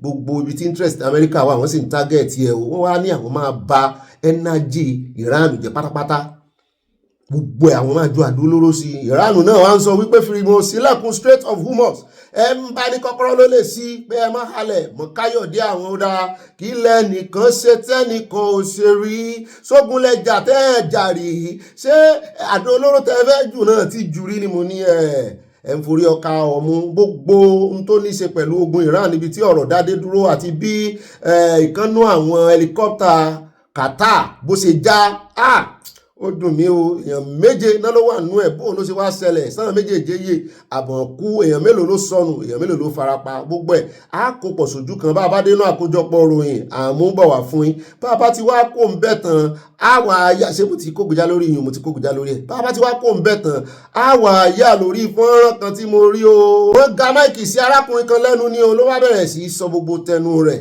bí ìgbà téèyàn jẹ́ epo ọ̀bọ̀ ó ní wọ́n ti mú òun rí ṣèkáwò lórí wọn kó tó di pókú ńgbà náà pé wọ́n mú òun wà lára àwọn tán kidnap tán jí gbé lọ sí Sambisa mo ní tẹ́ ẹ bá gbọ́ gbogbo ohun tó tò dálẹ̀ ó fẹ̀sùn kan Babangida ó tún fẹ̀sùn kan Red Cross ó ní Red Cross wàá máa já oúnjẹ fáwọn ní Sambisa mo ní bùkátà ta ni Red Cross ń gbọ́ ibo náà ti wá ti bó ń bẹ̀ àná láti mú plane kan wá fún yín tán ní UN lóní wọ́n kó fìrí rẹ̀ ní north wọn fún allocation gangan ṣùgbọ́n ilẹ̀ haúsá nàìjíríà náà ti kófìrí rẹ̀ ṣé nǹkan oúnjẹ náà gbé wá tá náà gbé wá sọ wá tọ́jú àwọn tán jí gbé ni kò yé mi o kò yé mi láyé mi má rí tó iná rì kò tí ì yé mi ó ń ló wá dífá owó tí arákùnrin tó dálẹ̀ ó ní Babangida ló mú owó lápò rẹ̀ nígbà àṣejọba rẹ̀ àṣẹ Boko Haram ti bẹ̀rẹ̀ tipẹ́ ó ní ojú tẹ́ ẹ fi ń wo Sambisa tá a bá ti gbọ́ Sambisa forest ẹ máa ń rò pé inú jù inú igbó kìjikìji láàrin àwọn iwin ó ní irọ́ ni o ó ní it's a big city ó ní there is electricity ó ní àwọn ń gbádùn àwọn ń jayé gbádùn ni pé gbogbo ń tẹ́ lérò ló wà ń bẹ pé wọ́n mọ ògiri pé Babangida ló sì mọ ògiri yí àwọn ká yí àwọn po mo ní ṣé bí ògiri Jericho àjọgbọ́ lẹ́nu rẹ̀ ọmọ Nàìjíríà kan láwọn ò gbàgbọ́ àyà ń bí mi sẹ́mi gbàgbọ́ mo ní mo gbàgbọ́ tààràtààrà ó náà jí ń gbé ni ó sọ láńgbéèjì táwọn ń sọ ń bẹ̀ ó sọ bí ṣẹ̀ká òkú tó kú bó ṣe nífẹ̀ẹ́ òun mo ní ṣé orí bàbá yìí sì pé ṣùgbọ́n orí rẹ̀ pé o ẹ jẹ́ kájọ fi ojú sùnùkùn kájọ fi wò á sì fi etí sùnùkùn á jọ fi gbọ́ bá a bá dénú àkójọpọ̀ ìròyìn bá a bá ti wá kó ń bẹ́ tán á wà á yà ní Òzòrò níbi tí ìṣẹ̀lẹ̀ kan ti ṣẹlẹ̀ tó ya gbogbo wa lẹ́nu wípé àbí bó ṣe ṣẹlẹ̀ nígbà àti Sodom and Gomorrah náà rí tẹ́lẹ̀ ń sọ̀rọ̀ lé fáwọn obìnrin àìwò làwọn èèyàn bá bẹ̀rẹ̀ sí tanú àbùkù báwọn oníṣẹ̀ṣe mo ní ẹ má tanú àbùkù báwọn oníṣẹ̀ṣe ilẹ̀ Yorùbá o bọ́n bá mẹ́ẹ̀ á sọ fún o ilẹ̀ Delta lélẹ́yìí o ló ti ṣẹlẹ̀ o wọ́n níṣẹ̀ṣe níṣẹ̀ṣe ń jẹ́ ẹgbọ́ ẹ̀yin oníṣẹ̀ṣe àìwò wọ́n ní ẹ ń bá wò ó orò àgbè mọ́lẹ́yìn ló wà lẹ́yìn orò tòró fi ń ké òun ló dífá fún festival Òzòrò tẹ́ ẹ bá gbọ́n tán ló ṣẹlẹ̀ àṣírí ti ń tú o àwọn ó ti ẹ̀ ní bọ̀bọ̀ kan tán lóhun àtàfẹ́sọ́nà rẹ̀ náà jọ wà lórí báìkì wọ́n ní náà bá bo àfẹ́sọ́nà rẹ̀ lóun náà bá jà fitafita kò rí nǹkan kan sí o wọ́n bá àfẹ́sọ́nà rẹ̀ lò pọ̀ gbọ́bi tí ọmọbìnrin náà kan náà ti ń sọ wípé bẹ́ẹ̀ bá rí bí obìnrin báwọn obìnrin yẹn bọ́ ṣe ń ṣe kínní bọ́ ṣe ń gbé kínní àwọn ọkùnrin yẹn sẹ́nu pé ó fẹ́ẹ̀ tó 15 àtèyí tí kọ́rọ́kọ́rọ́ wà lábẹ́ rẹ̀ àtèyí tí kúrukúru wọ́n nígbà tí ọmọkùnrin yẹn gbìyànjú tó rí pé ọwọ́ rẹ̀ ò ká wọ́n ní náà bá tún bu ọkùnrin lẹ́yìn ìgbà tí wọ́n ti satisfy ara wọn pẹ̀lú girlfriend wọ́n bá tún bu ọkùnrin náà mọ́lẹ̀ wọ́n tún kó fọ́kùnrin ọkùnrin sọ́kùnrin mọ́ ni ẹ wá wáyé lóde Ọlọ́run bá ń bínú sí Nàìjíríà ó tá àkókà kúrò ní Nàìjíríà yìí o torí ẹ̀mí ń bẹ àwọn oníṣẹ̀ṣe ilẹ̀ Yorùbá o ọ̀rọ̀ yóò kàn yín lóòótọ́ ṣùgbọ́n orò náà nàná ń ṣe ọdún orò kan náà ń ṣe ń bẹ̀ wò ẹ tètè refine kínní dáadáa o bá a bá ń bá àwọn onímọ̀nàfíkì alákatakítí wí ẹ̀yin náà tún lè ṣe gbogbo ohun tí ò dá nínú ẹ̀sìn ìṣẹ̀ǹbáyé gbogbo ohun tó mẹ́hẹ tó kù díẹ̀ káàtó àìwò gbogbo ọgbọ́n táwọn ará bíi máa ń lò ìdá igbó yẹ káwọn eléégún gan-an ẹgbà tán bá mọ̀ lò ní ìsìn kò yẹ kó mọ̀ jẹ́ nínà èmi ò farasí kan mọ̀ na àwọn èèyàn torí mo ti rí ibi tán ti nà èèyàn rí tó ti rèé kọlu mọ́tò amúwá fún yín kò tí ì ju oṣù 2 lọ wọ́n na ọlọ́kadà ó sì rèé kọlu mọ́tò sì gbá ó sì tẹ̀ lórí orí ìròyìn bíi náà láti mú wá àwọn nǹkan báyìí ẹ jẹ́ ká mọ̀ bára wa sọ̀rọ̀ kẹ́ ẹ ká lè lẹ́nu ọ̀rọ̀ wọ́n dá wọ́n sunwọ̀n wọ́n ti ẹ̀ dá rárá torí ẹ̀ láṣẹ fi ọ̀rọ̀ ìlójú wọn ní ọwọ́ ti tẹ àwọn 11 nú wọn o mo ní kásá máa mú aláìṣẹ̀ mọ́ torí nínú àwọn tí ẹ̀rí èrò tó bu ọmọbìnrin yẹn mọ́lẹ̀ ara wọn kan náà tán sọ pé wọ́n fẹ́ gba ọmọbìnrin yẹn báwo la ṣe wá fẹ́ mọ ìtẹ̀síọ̀ oníkálukú gbogbo wọn náà lájọ rí pọ̀ ọ̀rọ̀ ìsú mi ò ṣùgbọ́n ó ṣe ni láàánú ó kàn dàbí nígbà tí mo ka bíbélì dé orí Sodom and Gomorrah tán ya bo ìlú tán báyìí sí báwọn ọkùnrin sùn tán ń jápátá ọkùnrin nínú bíbélì ìlú náà ẹ rántí ìlú Sodom and Gomorrah kò yàtọ̀ sí tó ṣẹlẹ̀ ní Òzòrò yìí àwọn èèyàn wọn ní àwọn ò ní wòran o àjọ naptip náà wọ́n ní àwọn ò gbọ́ sí before now wípé wọ́n ń ṣe irú orò yẹn ń bẹ̀ bẹ́ẹ̀ náà ní àwọn ará abúlé àwọn olórí wọn ń bẹ̀ náà ń gbáwájú gbẹ̀yìn actually wọ́n kàn tiẹ̀ ní òrí bẹ́ẹ̀ à ń bọ̀ gbogbo update lórí ẹ̀ ọ̀gá ọlọ́pàá abẹ náà sọ̀rọ̀ torí wọ́n ti kàn lábẹ́ fún gbogbo wọn á sásọ lójú eégún bàbá débẹ̀ Ọlọ́run ò jẹ́ kọ́wọ́ bá àwọn ọ̀daràn gangan káláìṣẹ̀ mọ́rẹ̀ ìjìyà ọ̀daràn o bàbá tí wàá kó ń bẹ tán àwa yà lọ́dọ̀ Sowore òun àti Ṣeun náà ganu sí máìkì ṣé wọ́n wá ń sọ fún wípé ǹjẹ́ bó ṣe lulẹ̀ lálákọ̀ọ́kọ́ tó lulẹ̀ lẹ́lẹ́kejì ó sì ń gbìyànjú náà gbogbo ọ̀nà tó sì ń gbà gbìyànjú láti di ààrẹ orílẹ̀-èdè Nàìjíríà kò jọ bí ẹni wípé ó sórí ire pẹ̀lú pé kó ló bá dá Ṣeun lóhùn wípé gbogbo ẹ̀yin tẹ́ ń fojú kọ̀rọ̀kọ̀rọ̀ wò ń wípé má ráìtì òun ọ̀fù èèyàn kò lè ráìtì èèyàn ọ̀fù pé Ọlọ́run ló ṣẹ̀dá gbogbo wa má ráìtì òun ọ̀fù ó ní òun ti lulẹ̀ lẹ́ẹ̀mejì lórí ìdíje ààrẹ orílẹ̀-èdè Nàìjíríà ó ní ṣùgbọ́n adìyẹ tí ò tí kú ó sì lè jẹ àgbàdo wípé ọwọ́ àwọn èèyàn ló wà.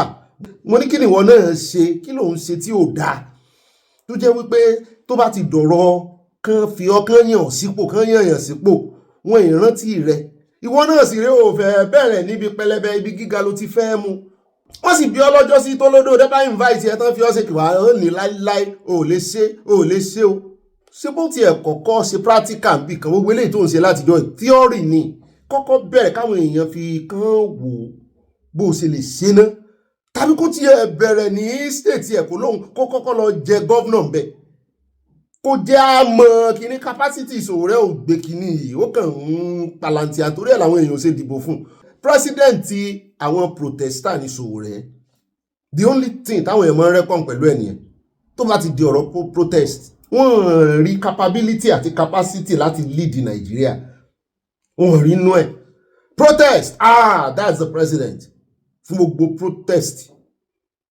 Sowore ni ó lágídí bẹ́ẹ̀ náà ni kì í bẹ̀rù ṣùgbọ́n tó bá ti di ọ̀rọ̀ wọ́n fẹ́ fi ọ́ jẹ ọba yìí bí ìgbà tó jẹ́ wípé ògo rẹ̀ ò rọmọ ni à ń bọ̀ bẹ́ẹ̀ ó dá Ṣeun lóhùn o bẹ́ẹ̀ náà ló tún sọ̀rọ̀ wípé Tinubu UK trip tó lọ UK ó ní ó kàn rí ìnáwó yín dànù ni o ó ní kò sí value kankan tó lè mú wá fún Nàìjíríà ó ní Nàìjíríà ló yẹ kó máa host UK pé ó yẹ kán reverse is the case mo ní tí Nàìjíríà bá tún host UK ní ìsìn tán náwó owó tí UK náà tán fi host Nàìjíríà ẹ̀ Sowore ni ó tún kọ́kọ́ jáde tí ó condemn wọn pé owó tán náà ti pọ̀ jù lè tán máa ráyé lọ́rùn ṣùgbọ́n á gbọ́rọ̀ lẹ́nu rẹ̀ o torí ó dùn ún question ti Ṣeun Janet tó jù fún yẹn. bàbá tí wàá kó ń bẹ̀ tán àyàn ọgbọ́n wọn láwọn agbésùmọ̀mí wọn ní wọ́n fẹ́ yàwọ̀ local government mẹ́ta ń Kwara mo náà wo ló fún yín ní intelligence yìí ṣé àwọn ọ̀tẹlẹ̀múyẹ́ ni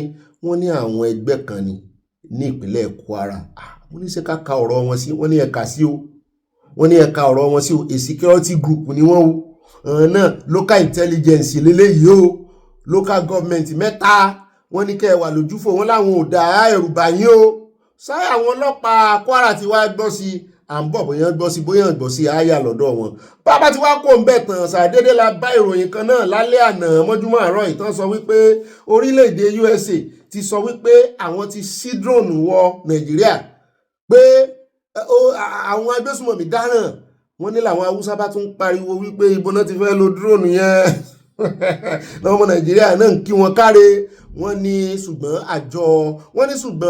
àwọn ẹlẹ́ṣọ́ ààbò pàápàá jùlọ àwọn iléeṣẹ́ ológun wọ́n ní wọ́n ti wá dáhùn sọ̀rọ̀ yìí o wípé kò sí ìbẹ̀rù fọmọ lọ́rùn ẹ̀yin ọmọ Nàìjíríà ẹ má bẹ̀rù gbogbo drones tí USA deploy sí Nàìjíríà báyìí kàṣà báyìí káwòdì bó ṣe jẹ́rìí o ẹni tó bá ń parọ́ fún yín wípé US kàn déédé kó drone wá àwọn ni wọ́n ń lò àwọn ni wọ́n ń fly ẹ̀ àwọn ni wọ́n fẹ́ lọ fi jagun àwọn náà fẹ́ léwájú ogun wọ́n ní kò sí ní tó jọ o wọ́n ṣe àlàyé lẹ́kùnrẹ́rẹ́ à ń bọ̀ lónìí náà ni kò ní í dọ́là mo ní kò ní ìdí gbogbo àlàyé yìí mo ní US ò bá léwájú ogun kẹ́yìn ogun bó sì sẹ́yìn náà lẹ́ẹ̀ léwájú ogun kẹ́yìn ogun tàbí gbogbo yín jọ rọ́pọ̀ mo ní kásà ti wí ní àwọn agbésùmọ̀mí ni kí làlàyé tẹ̀ ń ṣe ta ló ń dún kùkù lajà mọ́ yín ta ló ń dún mọ̀ yín tẹ́ fi ń ṣe àlàyé báyìí àníkẹ́yìn ti wí ní ogun à ń bọ̀ mbẹ́ á ṣe àtótónu lórí rẹ̀ á ní rí ìwà ìlọ nínú gbogbo àwọn àkórí ìròyìn wa bá dénú àkójọpọ̀ ròyìn àfẹ́ lójú ẹja catapult sínú abala tí wọ́n mọ̀ tẹ̀lé Abala Sanawole abala no space for Sharia in Yorùbá land ẹ ṣe cheese ẹ ṣe mo ṣe happy Sunday o àdúpẹ́ lọ́wọ́ Ọlọ́run ẹ̀wẹ̀yẹ. No space for Sharia in Yoruba land à ń tẹnu mọ́ yọ̀ọ́yà kò ní yẹ ẹ lẹ́ o àfi ẹ̀wẹ̀yẹ ẹ̀rẹ́rìn músẹ́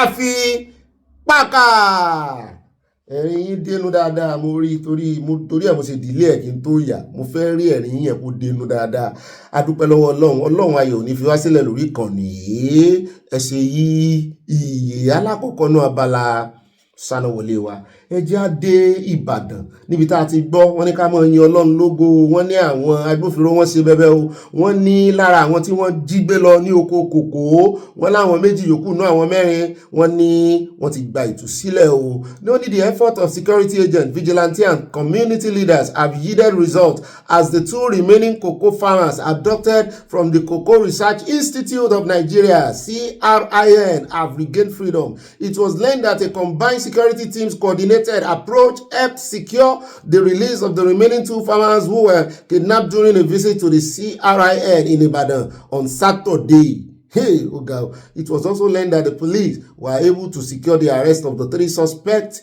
kidnappers. Wọ́n ní ká tún dúpẹ́ lọ́wọ́ Ọlọ́run wípé kì í ṣe pé wọ́n kàn tú wọn lẹ́nìkan o, wọ́n ní àwọn afurasí 3 tí wọ́n jí wọn gbé, wọ́n ní wọ́n mú wọn o.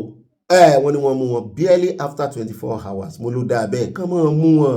Ó ń jọ bẹ́ẹ̀ ni pé àwọn agbófinró àwọn ọ̀tẹlẹ̀múyẹ́ ti ń ṣiṣẹ́ dáadáa lórí àwọn bandit tí wọ́n ń lo TikTok. Wọ́n ti ń rí wọn mú dáadáa báyìí. Bó tẹ́ a gbọ́ pé wọ́n change location o.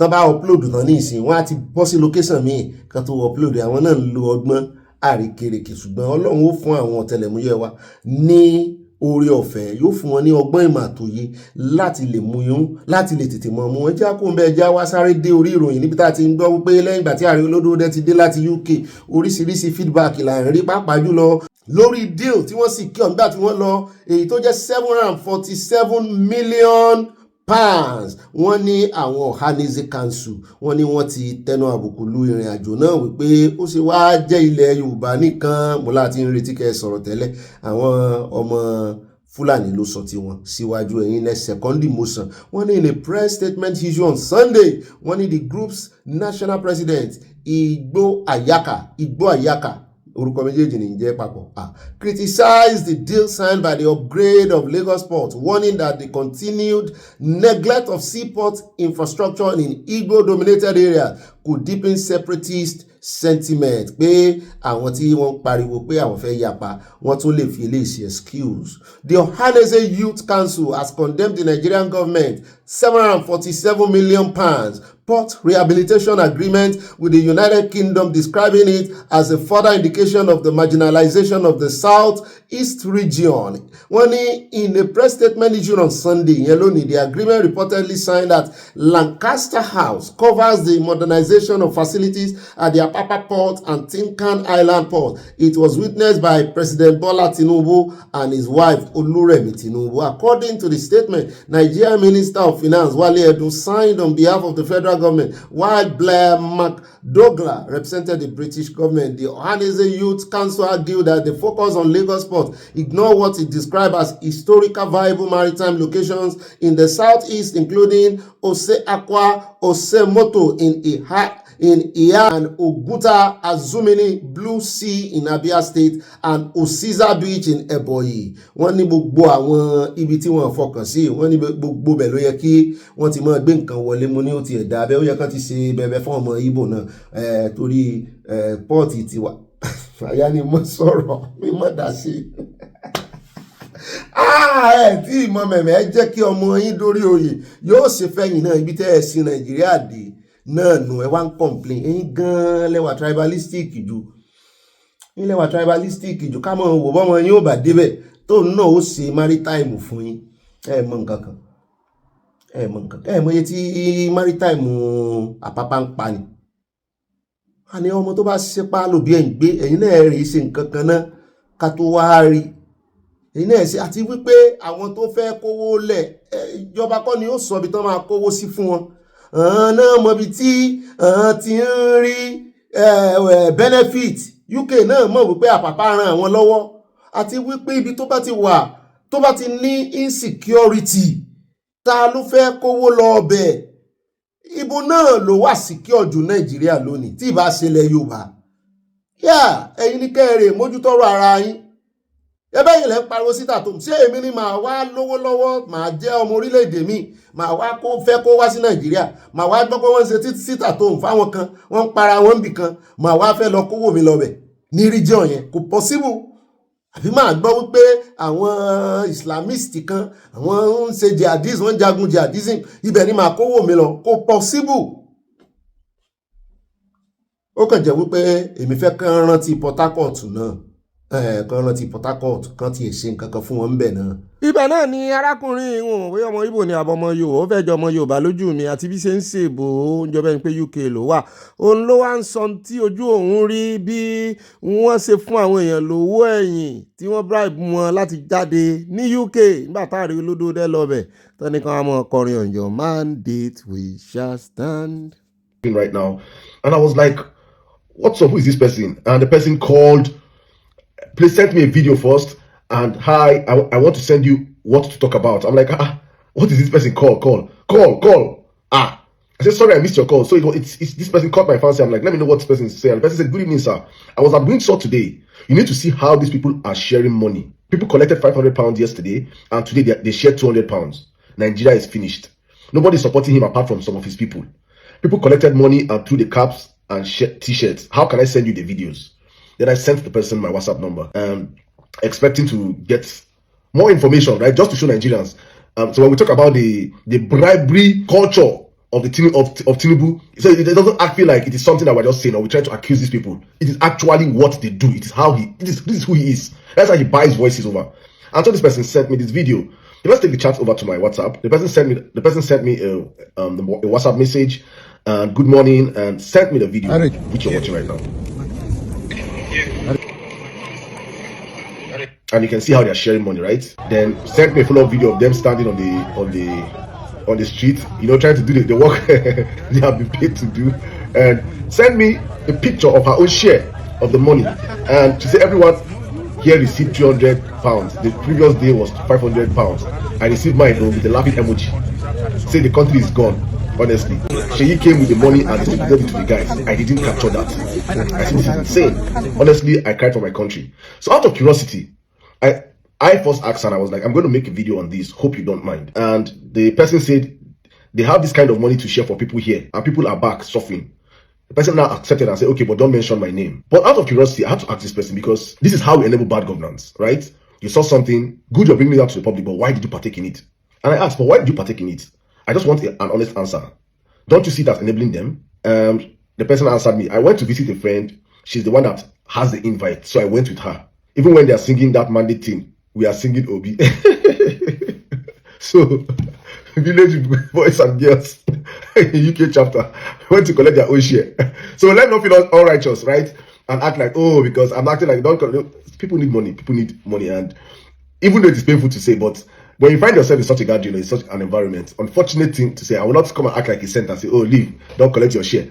Collect your money. It is your money. There's nothing this government has not done for any Nigerian.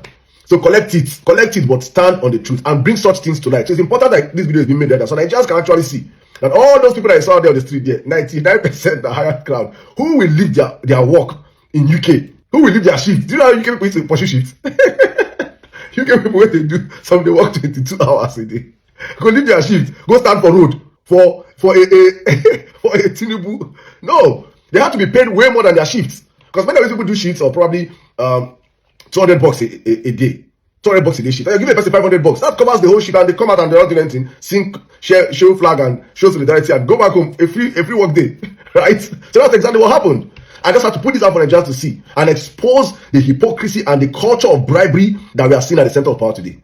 Look at the amount of money these people are wasting. Yesterday, I made a video of the 500 billion that was promised to that have been distributed already to northern imams. We're not going to talk about the ones that are given to pastors, because pastors are not even saying anything. No pastor have come out to say anything yet. Those ones will not collect their own Colombia just on code. Keep up. We're not talking about. Look at the billions these people are putting in. So you see when somebody came out and said that they gave you 30 billion to the southeast for that city boy something, and people say, it's not too much. You can see there's actually money to fix Nigeria. Tinubu does not have it in him to do it. And this comes back to circle back to the people that you saw. That I saw that I can't even call him a pastor, because that he doesn't represent anything that is biblical. The man that they called Toby, they were all together. He's now, I think he's part of the City Boys of UK chapter. Please, Toby, go back to Nigeria and open another church there. Go back to Nigeria. Tinubu is doing well. Oh, yeah, Mike, you came out and said that look at these people that we're dealing with. The level of tribalism that Tinubu have used to swallow so many young Nigerians is insane. Oh, yeah, Mike came out to say how would he support his own brother? That Tinubu has done more than any of the presidents before. What has Tinubu done, oh, yeah, Mike? What has Tinubu done? They will tell you that he has given scholarship or that he's doing NEL fund. How much was the school fees before Tinubu became president? Did any student need to collect loan to pay their school fees in Nigeria before Tinubu became president? You came in as president and you jacked up the school fees to hundreds of thousands. Students that were paying 30,000, 45,000, 50,000 as school fees. You jacked it up to 200 and something thousand. How will they find loan? Tinubu has borrowed more money in the past 3 years than Obasanjo, Jonathan, Yar'Adua, Buhari combined together. And you come out and say Tinubu has done what other people don't do. Why shouldn't he even? In fact, there's nothing he has done. Let's put it in clarity. There's nothing Tinubu has done better than any of the past presidents. The only thing this side can point to will be the coastal road. That is still less than 10% completed. What has Tinubu done? Then we'll point to this NEL fund I just talked about right now. What has Tinubu done? ṣé ẹ ti wá rí ní tá à ń sọ wípé oníkálukú tán bá débẹ̀ wọ́n ń jẹ́ tí wọ́n ní Nàìjíríà kò sẹ́ni tó lè fíìsì ẹ̀ ẹ̀ ń bá ń retí kan fíìsì ẹ̀ ẹ̀ ń tó sẹ́ndì fídíò sóhun ní ìsìn ṣé kò gba ti ẹ̀ sápò àwa sì ń bú àwọn tí ń gba ti náírà ó mà ga ọ́ ṣé orílẹ̀-èdè UK náà kò àsọ́lọ́pàá tó lè bí wọ́n pé ibo lẹ ti rówó tẹ̀ ń pín kámẹ́rà sì mú wọn. Anyway, àwa ti pọkàn wa pọ̀ wípé kò sẹ́ni tó lè fíìsì Nàìjíríà kó ní kálukú lọ lọ́tọ̀ọ̀tọ̀ báwo ó ṣe gba ẹ̀tọ́ wa lọ́wọ́ Tinubu ni torí ìjọba yìí kò ṣeé gbèsè lẹ́yìn ẹ lè ṣe marketing fún ìjọba yìí kò sì ṣe ìtẹ́ ẹ lè ṣe marketing fún so àwọn ògbésí ìyàn kankan lẹ́yìn torí pé kó lè ṣe kó dáa àwa fẹ́ gba ẹ̀tọ́ wa ká lè rọ̀ náà lọ à ń jọ̀gẹ̀dẹ̀ sọ́bọ̀ wọn ni sọ̀rọ̀ mi yíya ṣùgbọ́n wọ́n ní kan sí mi rascality pé ọ̀rọ̀ pé Tinubu ń ṣe tribalism pé àwọn gangan náà mọ géèmù tribalism play jù. abẹ́ẹ̀rí wèrè olórin náà Ṣáàzù òun náà ti jáde òun ti ẹ̀ sòótọ́ lóun ò tí ì gbowó tó òun òṣùmọ̀ tóun bá ti gbà á òun ò jẹ́ kán mọ̀ ẹ̀sìn mi rascality orin tó ń kọ fún ọ̀nù ọ̀gá mi ẹ bá ń gbé. àbí kí lẹ rí sí wọ́n ní ariwo lásán nìkan sinmi rascality àgbàjà kílẹ̀ àgbàjà lásán wọ́n lágbàjà lásán ní ká fi wọ́n lẹ̀ pé olódò dẹ́ hàndù wọn lọ́wọ́ pé yóò hàndù wọn dáadáa. ó rà àwọn ẹja tẹ̀síwájú ẹja wa lọ tààràtàrà sínú ìròyìn tí ó mọ̀ tẹ̀lé inú Abala Sanawole ẹja fún update lórí ìjàmbá náà tó ṣẹlẹ̀ lánàá ní Calabar. àwọn èèyàn ó ṣe àwọn èèyàn léṣe gan o wọ́n ní àwọn èèyàn ń sọ̀rọ̀ síkìn báyìí ni láwọn tó jẹ́ wípé wọ́n nídìí iṣẹ́ abẹ kán tiẹ̀ tó lè ní comfort díẹ̀. mo rí fọ́nrán ibi tí kinní yẹn ti ṣẹlẹ̀ nígbà tí gáàsì yẹn kọ́kọ́ bẹ́ ó kọ́kọ́ yọ gáàsì funfun báyìí láò iná sọ ni àwọn èèyàn sì wà ń bẹ tán ti jáde kúrò nínú ilé epo yẹn àwọn èèyàn tán mọ̀ gbé kó ń bẹ̀ tán rọ̀ sí lọ́sípítù wọn mọ̀ pọ̀ ẹ bá ń tẹ̀sí ẹja gbọ́ update.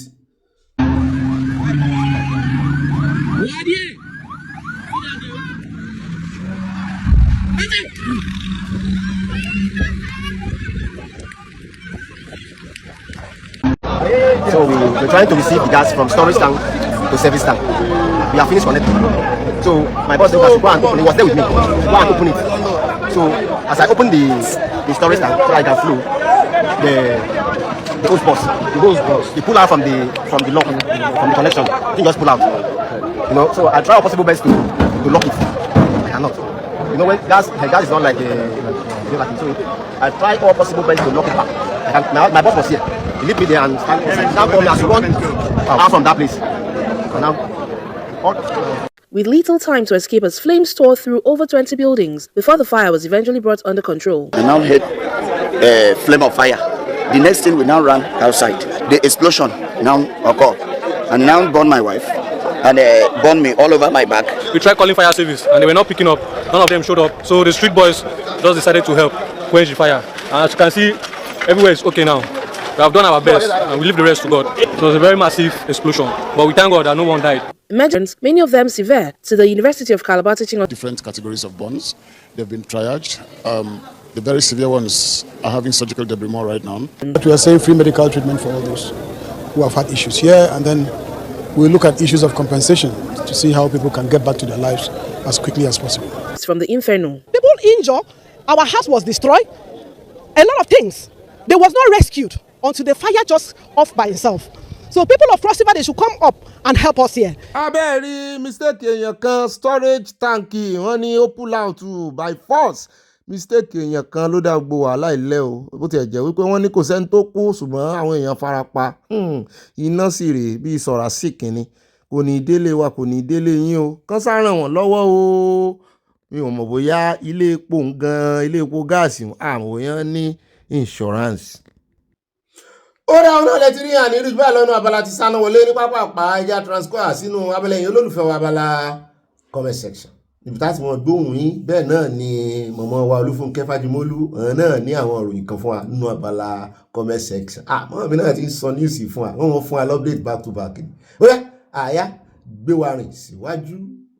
Mo mà tún kí ẹ̀yin olólùfẹ́ wa káàbọ̀ sínú abala yín Abala comment section mọ́ mi Olúṣọlá Adébáyọ̀ àwọn náà bá wa síde ètò lónìí wọ́n ní Sunday Igboho kì í ṣe Fáṣẹ̀hùn tí ó bá jà títí bọ̀ràgà nìna ń bá wí kí Ọlọ́run kí ó fi ọ̀run kẹ́ Fáṣẹ̀hùn bàbá Fáṣẹ̀hùn bàbá dáadáa náà ní OPC náà dá OPC lẹ̀ akẹ́sìgbọ́ wípé ó kì í ṣe Yorùbá bẹ́ẹ̀ rí mọ́ mi fọ èdè Ẹ̀gbá kọ́ ní akẹ́sìgbọ́ wípé wọ́n ní ara wa kọ́ kó padà síbi tó ti wá sára àrùn rẹ̀ wọ́n ní Obi this is disturbing ó wà disturbing Ọlọ́run ó wà disturbing gan gidi kò nífẹ̀ẹ́ Sunday Igboho dẹ̀ fi hàn ó jẹyọ lára ẹ̀ gbogbo body language ẹ̀ gbogbo bí ṣe ń sọ̀rọ̀ bẹ́ẹ̀ náà ni àtọmọ́tayọ Akínúsì wọ́n ní Obi ẹ̀ sọ fún Gani kó dákẹ́ ẹnu rẹ̀ fẹ́m báyìí fi fẹ́m sí ara ló ń ta níbo ló wà nígbà tí wọ́n ń pa àwọn èèyàn lógún lọ́gbọ̀n Gani Adams kò nífẹ̀ẹ́ ìran ẹ̀ kì í ṣèfẹ́ ìran rẹ̀ ẹnì kò nífẹ̀ẹ́ ìran Yorùbá rárá wọ́n ní kì í sọmọ Yorùbá bá a ṣe gbọ́ òjòwú burúkú olè yéé jowú Sunday. Wọ́n tẹ̀síwájú wọ́n ti mú tọ́pìkì míì wọ́n ní Obi mú gbọ́n yín wọ́n ní orí ọmọ tó ń gbèjà Kánú yìí ti bàjẹ́ kò sì ní nísinmi láéláé òpòrọ̀ burúkú wèrè alábòsí aláìní làákàyè. At Muradeyo Alabamo mi ní Obi Ataya, thank you for the news. Happy Eid al-Fitr to our Muslim people around the world. Wọ́n ní Bruntai has no saying to insecurities in Nigeria. He is also one of them. No to any returning of prisoners unless he wọ́n mi 5 lines ti gbé jẹ́. Ó dá ẹjẹ́ ìrànyìn lọ́wọ́ mo bá ń gé sí méjì. She is a Nigerian and released after finishing their terms. N ò ní bá yín gé méjì mọ́ lórí ìkànnì yìí o. Mo ràn yín lọ́wọ́ ni o ẹ fi yín ò ṣe panu. Ẹ jẹ́ lọ sọ́dọ̀ at Roslyn Lawa obìnrin náà máa jẹ́. Mọ́ mi ní they don't even respect the God they claim to be worshiping. Àwọn tó wọ́n ń kírun lójú títì. They are worshiping on the road where the masses are passing. Wọ́n tẹ̀bẹ̀ mọ́lẹ̀ yánmọ́yánmọ́ through or they are just looking for trouble. Well done jàre Ọ̀gbẹ́ni Bobby Ìbà ọ̀bọ̀ ìbọ̀. Àtọ́ládélé Adéyẹmọ wọ́n ní Buranpai is looking for attention. Alápatà nígbà ayé Buhari ó náà wọ́n jáde sọ̀rọ̀ nígbà tí gbogbo ẹ ti bu wọ́n lọ́wọ́ tán ojú gbogbo wọn máa bo ẹ rí wípé wọ́n establish pé àwọn làwọn dálẹ̀ náà dá operation heaven save heaven láti máa fi rehabilitate láti máa fi ṣe repentant àwọn gan fúnra wọn tán repent èèyàn wọn àti repent nínú ìwà burúkú. Wọ́n ní this guy is a big liar. Is he not the one who lied against Tinubu that Sheyi and his gang beat him up stupor, after which he came out to apologize to him. Ó náà ní àtúnjarọ rẹ̀ lánàá. Wọ́n ní but Branta is one of the financiers. Ẹ wo gbogbo wọn ń gbáwájú gbẹ̀yìn ní orúkọ wọn ti dọ́dọ̀ olódò dẹ̀. Ẹ rí àṣírí máa tú. Ṣé ẹ wá rí olódò dẹ̀ mọ ẹpọ̀n wọn mú bó ṣe wà yẹn? Orúkọ ó lè mọ́ ti rìlíìsì orúkọ wọn first time àti Yàyà tó la Sókótó gbogbo wọn lórúkọ wọn wà lára àwọn tán fẹ́ gbàjọba gan bá ṣe ń gbọ́ àlẹ́ jẹ́lì so Tinubu kọ́kọ́ lò advantage ni fún bẹ́ẹ̀ bá dún pẹ́m ẹ lọ́ọ́ sọ fáwọn èèyàn yín kan dìbò fún wa bó bá ti wá wọlé ẹlẹ́ẹ̀kejì ẹ rí tí Tinubu fojú wọn rí Tinubu èèyàn fẹ́ pa wọ́n dúnkòkò wọn fẹ́ pa ìyàwó rẹ̀ wọ́n tún fẹ́ lo ìdìtẹ̀gbàjọba pa òun náà yóò ṣe bẹ́ẹ̀ Omi Tóyìn Adéoyè ń fojú payín rẹ̀ ọ̀rọ̀ ló ká ń lára òun ní Ọ̀gbẹ́ni Bobby ti Ìbà aláyọ̀ wa nínú ilé aláyọ̀ yìí. Happy Sunday and new week to all our fans and family members. ayọ̀ ní o ayọ̀ rẹpẹtẹ Yorùbá nation going back Oòduà nation káfọ́tà ire o ire kàbìtì wọ́n tẹ lọ́ọ̀bù sí àti nǹkan panu. bẹ́ẹ̀ náà ni wọ́n tẹ̀síwájú wọn kí mi orí mi wú wọn ní ibà ganu sí kùndùsì fún yín o èmi náà gbé fọlọ́hún ibà wẹ̀dẹ̀ ibà gbé wa débẹ̀ ni o ibà kọ̀ǹfàmù ẹ̀ kó tó sẹ́ndì ẹ̀ ibà kéde ròyìn ọlọ́mọ ìlú fún gbogbo ọmọ Yorùbá nation káfọ́tà capital letter náà kọ́ gbogbo ẹ̀ wọ́n tẹ lọ́ọ̀bù sí àti nǹkan panu.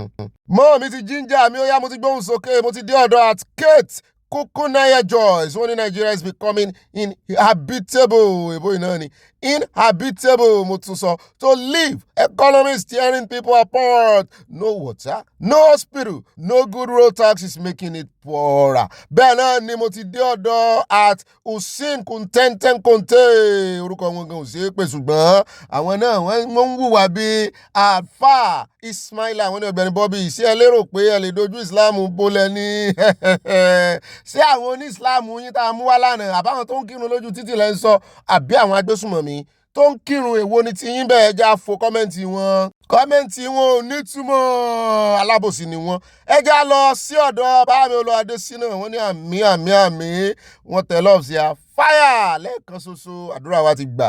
bẹ́ẹ̀ náà ni báàmì Abáyọ̀mí Rufai wọ́n ní Obi continue if we will not deceive ourselves nothing okay for second comment lè máa jẹ́ tán ti fi continue sí nothing the citizens can do once the government has signed the dotted lines with UK government.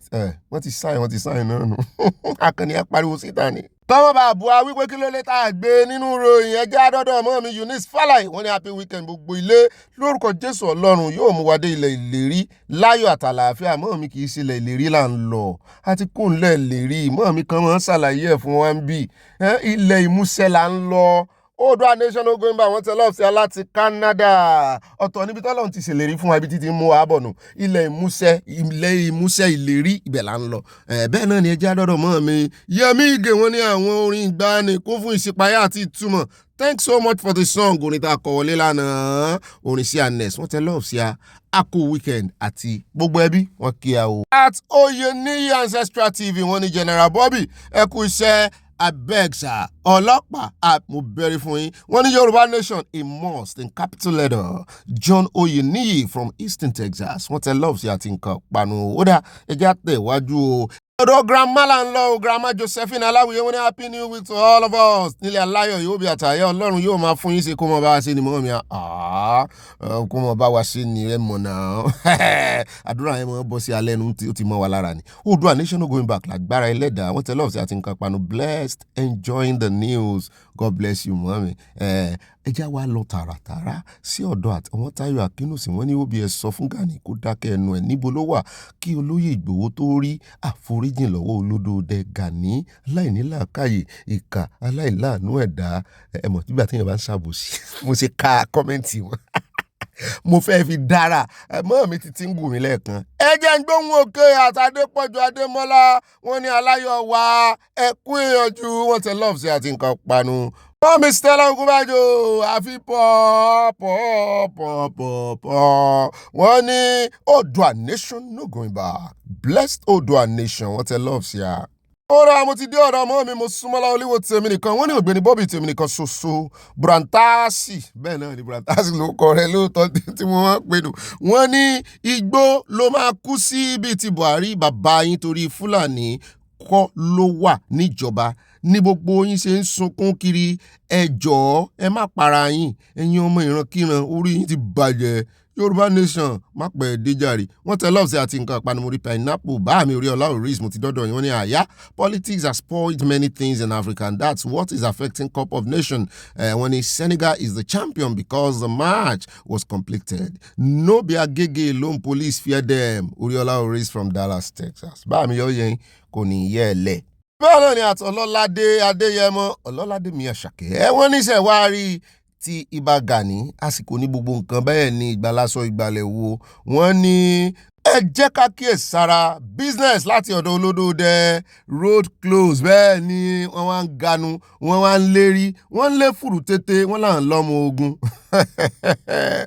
onílù wọn ò rí nǹkan lù bó lọ́mọ ogun bẹ́ẹ̀ náà ni wọ́n ní ẹjọ́ òsì lọ́wọ́ Brantai bí kò ṣe ìjọba tó corrupt Brantai olórí àwọn alápatà. Ó dá ọbẹ̀ náà ni bá mi Martin Adébọ̀wálé wọ́n ní it is not the same military because Buhari came in and diluted the whole armed forces and relocated them from Nigeria to the north. So blame the Buhari incompetency. Mọ́mí Mosúnmọ́ Olúwo part 2 wọ́n ní ààrẹ ìgbà yìí láàárọ̀ ẹ jọ̀ọ́ ẹ bá wa pe Aláàfin kó sígun fún Ààrẹ Ọ̀nà Kakanfò wọ́n ní ìrònú ìkòkò ló máa pa ajá ṣé torí Ìgbòho ló ṣe ń kọrin ọ̀tẹ̀ wọ́n ní bíi ti túrùpù ó sẹnu bíi ti túrùpù sí ọ ó dàárọ̀ bọ́ bíi tèmi nìkan màámi ẹ ṣeun ẹ jẹ́ àdọ́dọ̀ at Samuel Olúwaṣẹ́gun bá mi dáadáa wọ́n ní Oòduà nation no going back together we move. Ibà màámi mo ti dọ́dọ̀ yín o wọ́n ní àyà wọ́n ní ìgbéraga ló ń síwájú ìparun ìgbéraga Gàníyù Àdámù pọ̀ ó pọ̀ jọjọ let him stop being jealous Yorùbás have pitched tent with CSI period kò jù bá náà lọ àyà Kundus. Màámi ẹ má bínú robotic èbó ni mo fi sọ Kundus o bẹ́ẹ̀ náà ni màámi Olúṣọlá Adébáyọ̀ wọ́n ní sí Ààrẹ Ọ̀nà Kakanfò ṣẹ̀ṣẹ̀ jí ní shame number 1 on his coming out this time after many years of calamity befalling many Yoruba people. Ó ti pẹ́ jù láti jáde wá sọ̀rọ̀ síta lọ wá ibi jókòó sí jàre ọ̀tẹ̀ burúkú. Bẹ́ẹ̀ náà ni ibà màámi mo padà sọ́dọ̀ yín wọ́n ní àyà this greater tomorrow journalist ìyẹn Objective Media who tendered apology to David Umahi may become unpopular because he failed to stand the test of time. Wọ́n ní DF ìyẹn Dele Farotimi and other fighters will be highly disappointed. Ẹ rò pé wọ́n ní mọ̀ sí pẹ̀lú apology tó tender lánàá. Okay, ó dá ẹja tẹ̀síwájú ẹja wá lọ sọ́dọ̀ àtọmọ́táyọ̀ Akínúsì wọ́n ní òbí ṣé ààrẹ ṣẹ̀ṣẹ̀ jí ní ojú oorun ẹ̀ ní níbo ló wà látijọ́ yìí ó ṣe lo nǹkan tó ju ìbọn lọ látijọ́ yìí ọ̀tẹ̀ ló máa pa Gani Adams àti àwọn ẹ̀mẹ̀wà ẹ̀ sí ọ abẹ́ẹ̀rí ó nídìí àṣẹ ìjọba láti lo nǹkan tó jù bọ́n lọ ṣé bó ń bẹ̀rù ńgbà náà ni pé tàn bá lọ kógun jà àwọn ará bíi tí àwọn ìjọba máa fòfin mú àwọn ó sì pé rẹ̀ láàrẹ Ọ̀nà Kakanfò ẹni tó sì ń sígun fún ọ ní ìsìn agbọ́ nígbà tí Aláàfin ò sí lórí oyè tán tí ìjẹ Aláàfin ní Ọ̀yọ́ wọ́n ti jẹ Aláàfin ní ìsìn Aláàfin ẹ bá wa sígun fún Gani o ó ti lóun ní nǹkan tó jùbọn lọ o n ò sì rò pé lè ìjọba lè mú tó bá fi nǹkan tó jùbọn lọ bá yẹn jà àbóyó ládùn olóró tó rádùn olóró jùbọn lọ. Báàmí Abdulmankarfi wọ́n ní òbí ẹgbẹ́ wa wọlé pẹ̀lú orin Gen Z bíi rẹ̀gbẹ̀rẹ̀gbẹ̀rẹ̀gbẹ̀ tìgẹ́ngẹ́tìgẹ́tìgẹ́. Ijó tí mo jó lánàá wọ́n ń pariwo etc ariwo àwọn ọmọ mi tó wà ń bí àtàwọn bá mi mo sọmọ Gen Z ń bí àwọn ìgbáriwo àwọn Gen Z ni wọ́n gbọ́ orin ariwo orin tó mú ọgbọ́n wá gidi náà mọ́ mi mọ́ gbọ́ ẹ̀yin náà ẹ̀ sí ìsọmọ Gen Z o wọ́n ní bóde jẹ́ Zazu náà ni àti gbọ́ Zazu sẹ́yìn kò bàjẹ́ àyà àbí kí ló fíìl bá mi. Àwo orin èwo nú orin àwọn Gen Z ta lè lò lọ́jọ́ kan ọ̀pọ̀lọpọ̀ orin wọn ò nítumọ̀ ijó nìkan ló ṣe ijó sí ẹ̀sìn mọ̀ páwà ìlú lù sórin ń bì acapella làwọn kọ. Bẹ́ẹ̀ náà ni ẹjẹ́ àdọ́dọ̀ ọmọ mi evangelist Dorcas jáde sọ́lá wọn ní Ọlọ́run á dáàbò bo Sunday Igboho àmì ìjà ìlara ni ibà ń bá Sunday Igboho jà ìjà ìlara kì í tán bọ̀rọ̀ ibà Gani Adams fojú hàn pé ọ̀tá ni òun jẹ́ láti Houston, Texas. Mọ́ọ̀mí tó iná rí wọ́n ní pine people is nothing to these youths nowadays. Ó ń jọ bí ẹni wípé àwọn òka kan pààyàn sí o wọn kà sí rárá. Evangelist Dorcas jáde sọ́lá wọn ní Ọ̀gbẹ́ni Bobby ẹ kú iṣẹ́ ọpọlọ náà ò ní dàrú àmì láṣẹ Elédùmarè wọ́n ní ẹ̀ ní tẹnugbó bí ọwọ́ àmì o àmì lórúkọ Jésù. Mọ́ọ̀mí tó iná rí wọ́n ní maybe it's toy gun ṣé arákùnrin tó yọ ìbọn sí pistol tó yọ ìbọn léwọ́ sí ìkànnà àwọn ọ́fíìsà VIO lánàá àkúmọ̀ yóò pàpàyìn. Mississippi Power, Wani Bruntai and other northern leaders were the cause of the terrorists that terrorizing innocent people in Nigeria, allegedly. Báàmí Abdulmankarfi wọ́n ní kí UK prisoners wá ṣẹ̀wọ̀n ní Nigeria ó wà cheaper fún ìjọba UK but fún Nigeria prisoners láti UK wọ́n máa fìyẹn jump jail times wọn ni. At Toinori wọ́n ní she is a daughter of the land and highest jaguda of the land. Ẹ̀yin ìjọ serious lórí ọ̀rọ̀ Desiani. Mọ́mí Olúfúnkẹ́ Bájímọ́lú wọ́n ní should go to correctional center for wicked act of Gbọ́láhàn in captivity between life and death. Thank God that Oyebanji do something, but I heard that one is not there for Jajuni. Daddy Akinola has got telescope drones. Báàmì Adétáyọ̀ Adégẹyè wọ́n ní ó bí kí Olódùmarè gbà wá gbogbo ẹ̀sìn ní ọmọ Sátánì wà ṣùgbọ́n Olódùmarè kò pé méjì. Oòduà nation la fẹ́, ìbùkún ní fún orílẹ̀-èdè Oòduà. From Newark, New Jersey, USA. Bó o lójú ọjọ́ lọ́dọ̀ yín Báàmì. Mọ́ọ̀mí Oyèyẹmí Sàláù wọ́n ní mo kí yín Ọ̀gbẹ́ni Bobby àti gbogbo ìdílé aláyọ̀. Mọ́ọ̀mí ń kí wa, ẹ jẹ́ ká náà kí wọn. Ṣé ọ̀rọ̀ ni ọmọbìnrin yìí ń sọ lẹ́nu? Wọ́n ní òpópónà márosẹ̀ ló yẹ kí wọ́n ti lọ kí yídì. Ọlọ́run á jẹ́ kí ọpọlọ lẹ́fẹ́ kọ́ mẹ́ mọ́ọ̀mí àbí. Ọlọ́run á jẹ́ kí ọpọlọ rẹ̀ ṣiṣẹ́ rere. Wọ́n tẹ lọ́ọ̀bù sí a. Bẹ́ẹ̀ náà ni mọ́ọ̀mí Victoria Bàdéjọ wáìnì rẹpẹtẹ weekend láwà ajá ṣe fàájì. Wọ́n ní happy weekend ibà ìfẹsowápọ̀ my lovely aya. Wọ́n ní agbójúlógún fira rẹ̀ fò síta ni o. Akala children should go and work for themselves rather than fighting on inheritance. Oòduà nation no going back. Let's enjoy our weekend with joy. Mọ́ọ̀mí èmi ti ẹ̀ ń dá lábàá wípé ẹni tó bá ti jẹ gómìnà gbogbo ogun tó bá fi ilẹ̀ kí state jogún ẹ̀. Àìmọye nǹkan náà lè ṣe nítorí àwọn olóṣèlú yìí tó yẹ pé ọ̀pọ̀lọpọ̀ àwọn mọ̀ bẹ̀rù láti wá ṣèjọba. Bẹ́ẹ̀ náà ni ìyàwó mi tòótọ́ èmi ọ̀gá mo ti padà lé o. Orí tó kẹ́dọ̀ orí kodò bẹ́ẹ̀ ni n wò ṣe ẹyẹ ọkọ mi, you are too much. Ìyàwó mi dáadáa. That's why I love you. I love you too. Ẹ̀yin màámi ìyálé mi ṣe wà o. Àwẹ̀ ti tó báyìí kí n wá padà sí ìwà ìjọ̀gbọ̀n mi. Ẹnu yún mi. Èmi náà ń wò pé kí ló lè fa gbogbo silence náà. Ẹ wà break time láti join ni. In fact, tẹ́ bá rí oríṣiríṣi tí mò ń rí lórí ẹ̀rọ àgbàgbé. Ọ̀pọ̀lọpọ̀ tẹ̀sọ̀ náà ni mò ń gbọ́ lẹ́nu àwọn èèyàn tí wọ́n ṣe program. Àwẹ̀ ti tán báyìí àwọn lè fa wèrè lọ́yàn, àwọn lè fa jọ̀gbọ́n mu ni. Ẹ mọ̀ padà nú èbìbí yín. Ẹlẹ́à ṣé pé àgbò tó fẹ́ ìrìn lọ ni. Agbára lórí ìmúwọ́dà àmọ́ retí yín. Báàmì orí ọlọ́orí ìṣù wọ́n ti mọ̀ bẹ̀rù báwọn. Báyọ̀ ni at Olúfúnkẹ́ Fájímọ́lú News wọ́n ní and many CCTV to install them in our bushes in Yoruba land. He promised to leave UK where he lives back to Lagos. Ìyẹn bàbá tán dárúkọ lẹ́ẹ̀kan not later than June this year and he's still sending his messages to Gumi and Sultan to stay clear from Yoruba land. Ó dà pé mo ti wo fídíò bàbá yẹn rí mọ́ mi kankan ti sẹ́ndí ẹ̀ sí mi rí pé kí n lò ó rántí ni. Màá check fídíò bàbá yẹn and I will use it. Àtìmọ́ mi tó iná rí wọ́n ní èmi àdúró ti Jésù nínú ìrìn àjò ayé mi. Ẹ tẹ̀sẹ̀ ẹsẹ̀ tẹ̀ra. Ẹ tẹ̀sẹ̀. Rẹ́mi Yókàn Trump bọ̀dá mi dáadáa wọ́n ní Ọ̀gbẹ́ni Bobby Lindsay can't deport to Nigeria because she entered London with her island passport. Don't make same mistake Kanu make using Nigerian passport instead of British passport. God bless America, stand with Trump. Mọ́mí Dọ́lápọ̀ Akins wọ́n ní Mr. Obi tó ṣúọ̀ mọ́mí ẹ̀yin lẹ ṣúọ̀rẹ́s. Happy weekend Mr. Bobby Lobby ire o peace from Dallas, Texas. Peace be unto you mọ́mí. N ò ní wá yín tí o, n ò ní gbọ́rọ̀ òbí sí.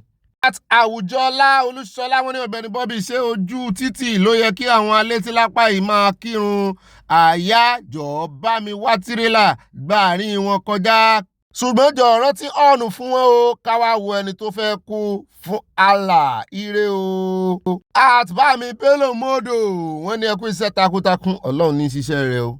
Mọ́ọ̀mí Fúnmilọ́lá Bello wọ́n ní Ọ̀gbẹ́ni Bobby ọkọ wa Emile Nkesi how are you sir? I'm fine just like you. Wọ́n ní ṣé àlàáfíà ní gbogbo ilé wa àlàáfíà ní ṣe iṣẹ́ ń lọ òbí ọmọ òwú olódò ọba ọmọ olóde òkúta. Mọ́ọ̀mí wọ́n mọ oríkì wọ́n ti rè ya orí.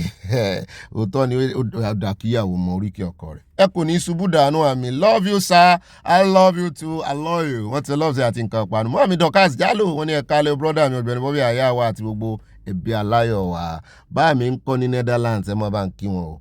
Mọ́ọ̀mí Hannah wọ́n ní Obi àtàyà God Almighty will continue blessing you and your family till eternity in Jesus' mighty name. Amen. God bless you too. God Almighty will reward you massively in Jesus' mighty name. We don't want Sharia in Yoruba land, capital letter. Mọ́ọ̀mí mo ti jí sẹ́yìn. Wọ́n ti love ṣe àti nǹkan panu Oòduà nation no going back.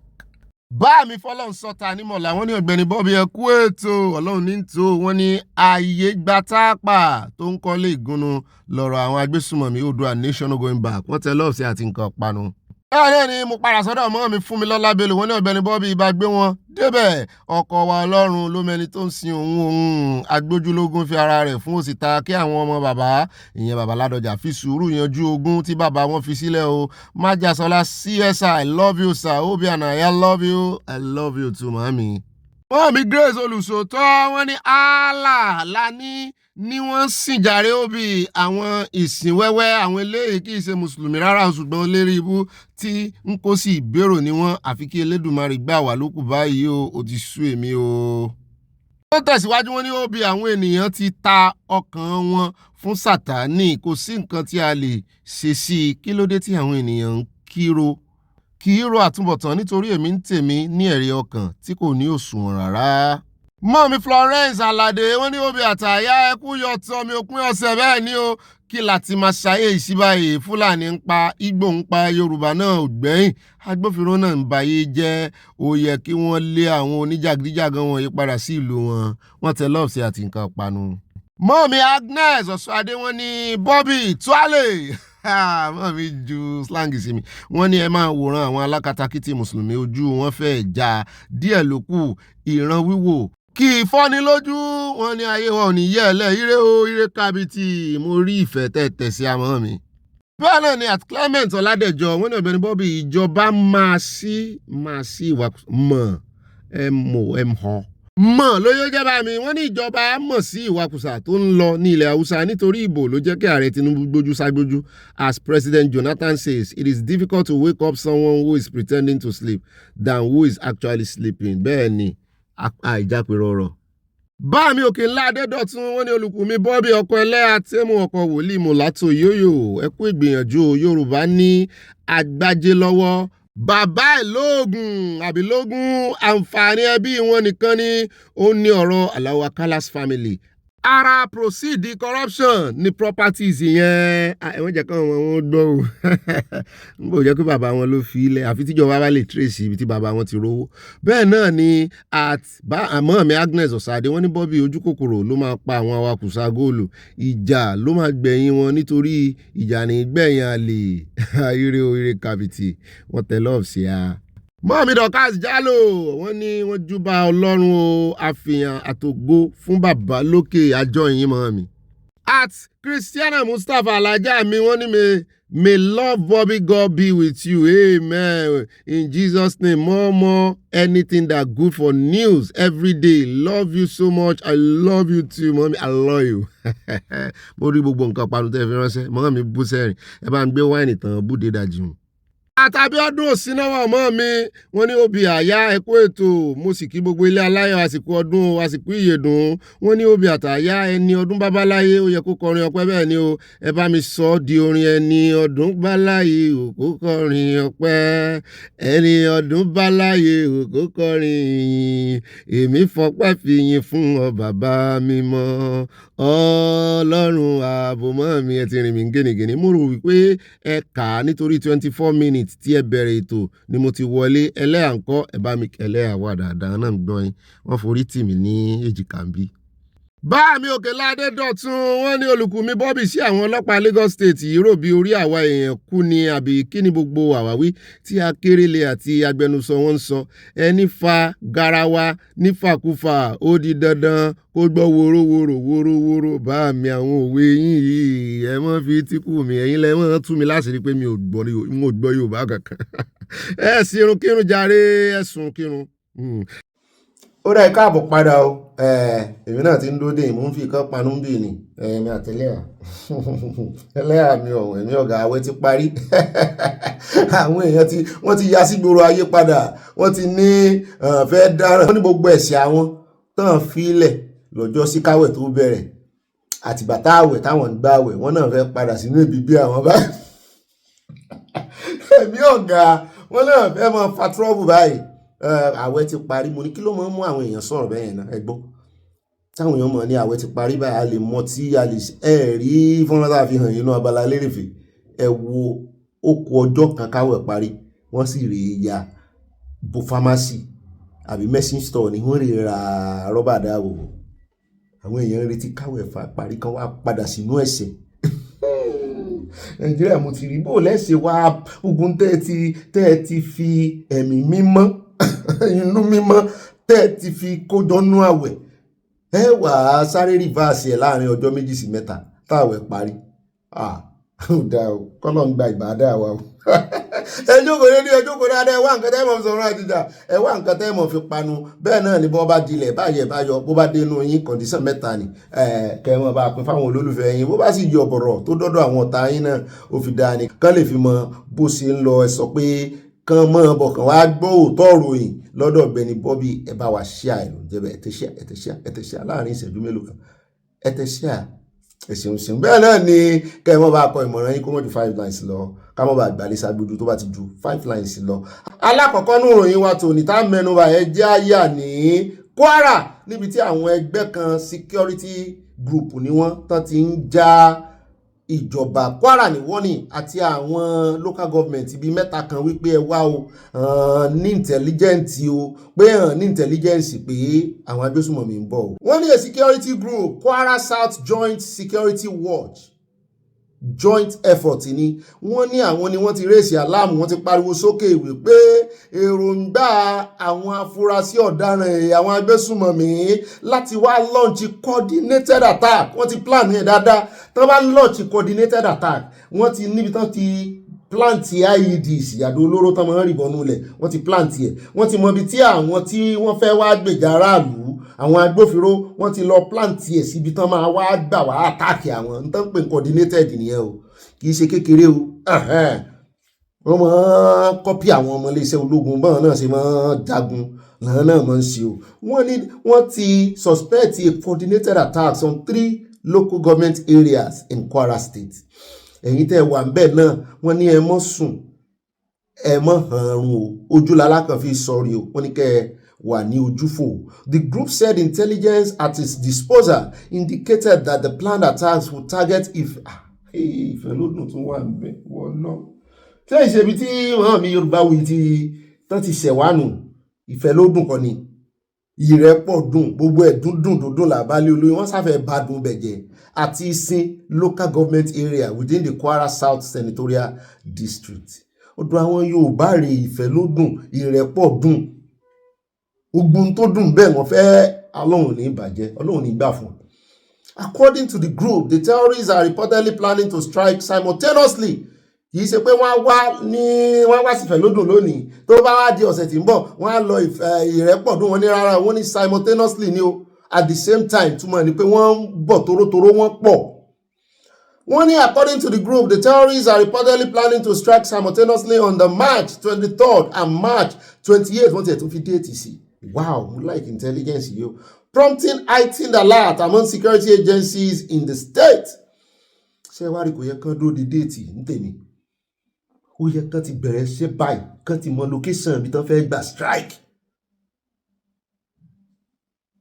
Speaking in a telephone interview with Sunday Punch, the coordinator of the group, Olaitan Oyin Zubair, confirmed the development, noting that the intelligence is being treated with urgency. He said, yes, it is from the intelligence that we gathered that they are planning to strike, and we don't want to take anything for granted. Of course, the security agency have been proactive, and we are encouraged because this evening at about 6 p.m., they deployed heavy military and paramilitary personnel to the area, including air surveillance. In an earlier statement issued on Saturday, Oyin Zubair urged residents to remain vigilant and cooperate.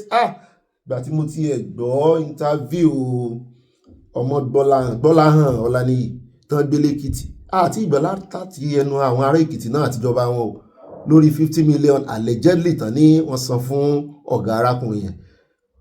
Bọ̀bọ́ yẹn mọ̀ escape ni láfta táwọn family ẹ̀sán 17 million wọ́n mọ̀ fílẹ̀ àwọn ìgbọ̀pọ̀ escape ni.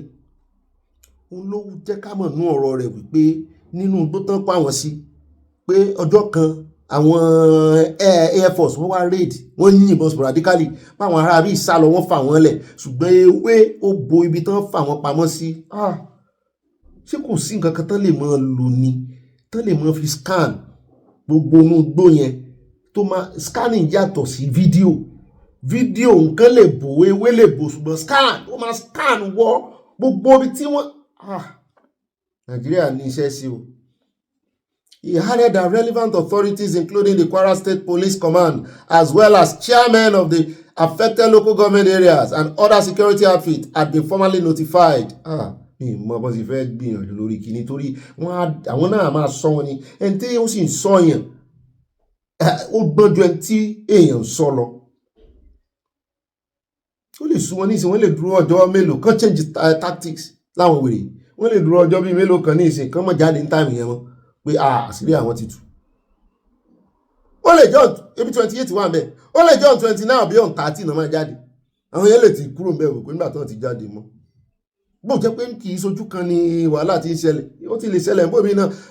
Àwọn náà gbọ́n, wọ́n lè tún lọ rán àwọn ẹ́jẹ̀ǹtì wọn míì síbòmíì láti divert àwọn ọmọ iléeṣẹ́ ológun kúrò ní ọ̀dọ̀ tàwọn. Àwọn náà gbọ́n. In an earlier statement issued on Saturday, Oyinzuba urged residents to remain vigilant and cooperate with security agencies by reporting suspicious movements in their communities. He added that relevant authorities, including the Kwara State Police Command, as well as chairmen of the affected local government areas and other security outfits, had been formally notified by the looming threat. Kíjọba náà tètè gbégbésẹ̀ lórí state police kan sì tètè rò ó. Àwọn bàbá wa lágbára ìró ẹkùn tí wọ́n lẹ̀. Ojú ẹkùn pọ́n, àyà ẹkùn lé àwọn kìíní wọ́n nídìí láti ró àwọn aráàlú lágbára. Ẹ má fi ọ̀rọ̀ ilẹ̀ Yorùbá ṣeré. Ọkùnrin ti sọ pé president Yorùbá ni yín. Ẹ̀yin náà ṣe bẹ́ẹ̀ ṣe àbíwò wá ní. Ẹjá tẹ̀síwájú jàre, ẹjá dọ̀dọ̀ defense headquarters. Ìròyìn kan la gbọ́ tó sọ wípé US deployed 200 drones to Nigeria. Táwọn ariwo wá pọ̀ láàrin àwọn Haúsá. Wọ́n ní defense headquarters láwọn fẹ́ ṣàlàyé. Wọ́n ti dismiss the claims that the United States is planning to relocate its drone base formerly in Niger Republic to Nigeria, describing the speculation as untrue. Wọ́n ní the rebuttal comes following a report by Reuters that the US has deployed multiple MQ-9 drones to Nigeria alongside about 200 troops to provide training and intelligence support to the Nigerian military in its fight against terrorism. According to the report, MQ-9 drones, also known as Reaper drones, can loiter at high altitude for more than 27 hours and are capable of both intelligence gathering and airstrikes. Wọ́n sì tún sọ wípé ẹni tó jẹ́ Director of Defence Information at the DHQ, ìyẹn Defence Headquarters, Major General Saimala Uba, confirmed that the US was operating assets from Bauchi Airfield in the northeast.